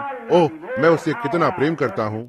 अब आइए हम अपने पैरों पर खड़े हो जाएं, जैसा कि हम एक दूसरे से मिलते हैं, एक दूसरे के पास जाएं और किसी से हाथ मिलाकर कहें, जब तक हम न मिले। अब हाथ को मिलाएं हमारे मिलने तक। जब तक हम प्रभु के चरणों पर मिले, तब तक हम। याद रखिए, आप हो सकता है आपके पास एक बुलावट हो, हमारी अगली भेंट उसके चरणों पर हो। ओ परमेश्वर आपके साथ हो जब तक हम फिर न मिले। अब जरा सोचिए, इससे पहले हम दोबारा मिले, इससे पहले हम रविवार सुबह को मिले या बुधवार रात को मिले। यह हो सकता है। पहली बात आप जानते हैं, कोई तो गायब हो गया है। वो एक गायब हो गए हैं और वे जा चुके हैं। ओ यह सोचें, आपका पति गायब हो गया है या आपकी पत्नी गायब हो गई है और जॉन फलाना की पत्नी गायब हो गई है और वहाँ बच्चे गायब हो गए हैं। सब कुछ घटित हो चुका है। क्या होता है? तब आप वहीं पर छूट जाते हैं। ओह, क्या ही रोना और विलाप होना होता है जब नाश हुए को उसका अंत बताया जाता है। वह पहाड़ों और चट्टानों और पहाड़ों से चिल्लाकर कहते हैं, जैसे इजराइल नगर की ओर वापस मंदिर की ओर जा रहे थे। उन्होंने प्रार्थना की, लेकिन उनकी प्रार्थनाओं में बहुत ही देर हो चुकी थी। उन्होंने संदेश को ठुकरा दिया था। ओ भाई, तुम कभी ऐसा मत करना। जो भी कुछ करते हो, आप उस बात के लिए साहसी बने रहना। जी हाँ श्रीमान। अब जब तक हम एक साथ न मिले, हम इसे करेंगे। यीशु का नाम अपने साथ लें। हर मुसीबत के लिए एक ढाल की नाई। जब परीक्षा तेरे चारों ओर से घेर ले, आप क्या करते हैं? उस पवित्र नाम की प्रार्थना में सांस लें। बहुमूल्य नाम। ओ कितना मधुर नाम। धरती की आशा और स्वर्ग का आनंद। बहुमूल्य नाम। ओ कितना मधुर नाम। धरती की आशा और स्वर्ग का आनंद। आइए अब हम अपने सिरों को झुकाएं जब हम इसे गाते हैं। यीशु नाम को नमन कर रहे हैं। उसके चरणों पर दंडवत कर रहे हैं। राजाओं का राजा स्वर्ग में उसकी ताजपोशी हो। जब हमारी यात्रा पूरी होगी, यह किसी दिन पूरी हो जाएगी। ओ बहुमूल्य नाम, बहुमूल्य नाम। ओ कितना मधुर नाम। जब तक हम फिर से एक साथ न मिलें, परमेश्वर आपके साथ हो। धरती की आशा और स्वर्ग का आनंद। ओ बहुमूल्य नाम। ओ कितना मधुर नाम। ओ कितना मधुर नाम। धरती की आशा और स्वर्ग का आनंद।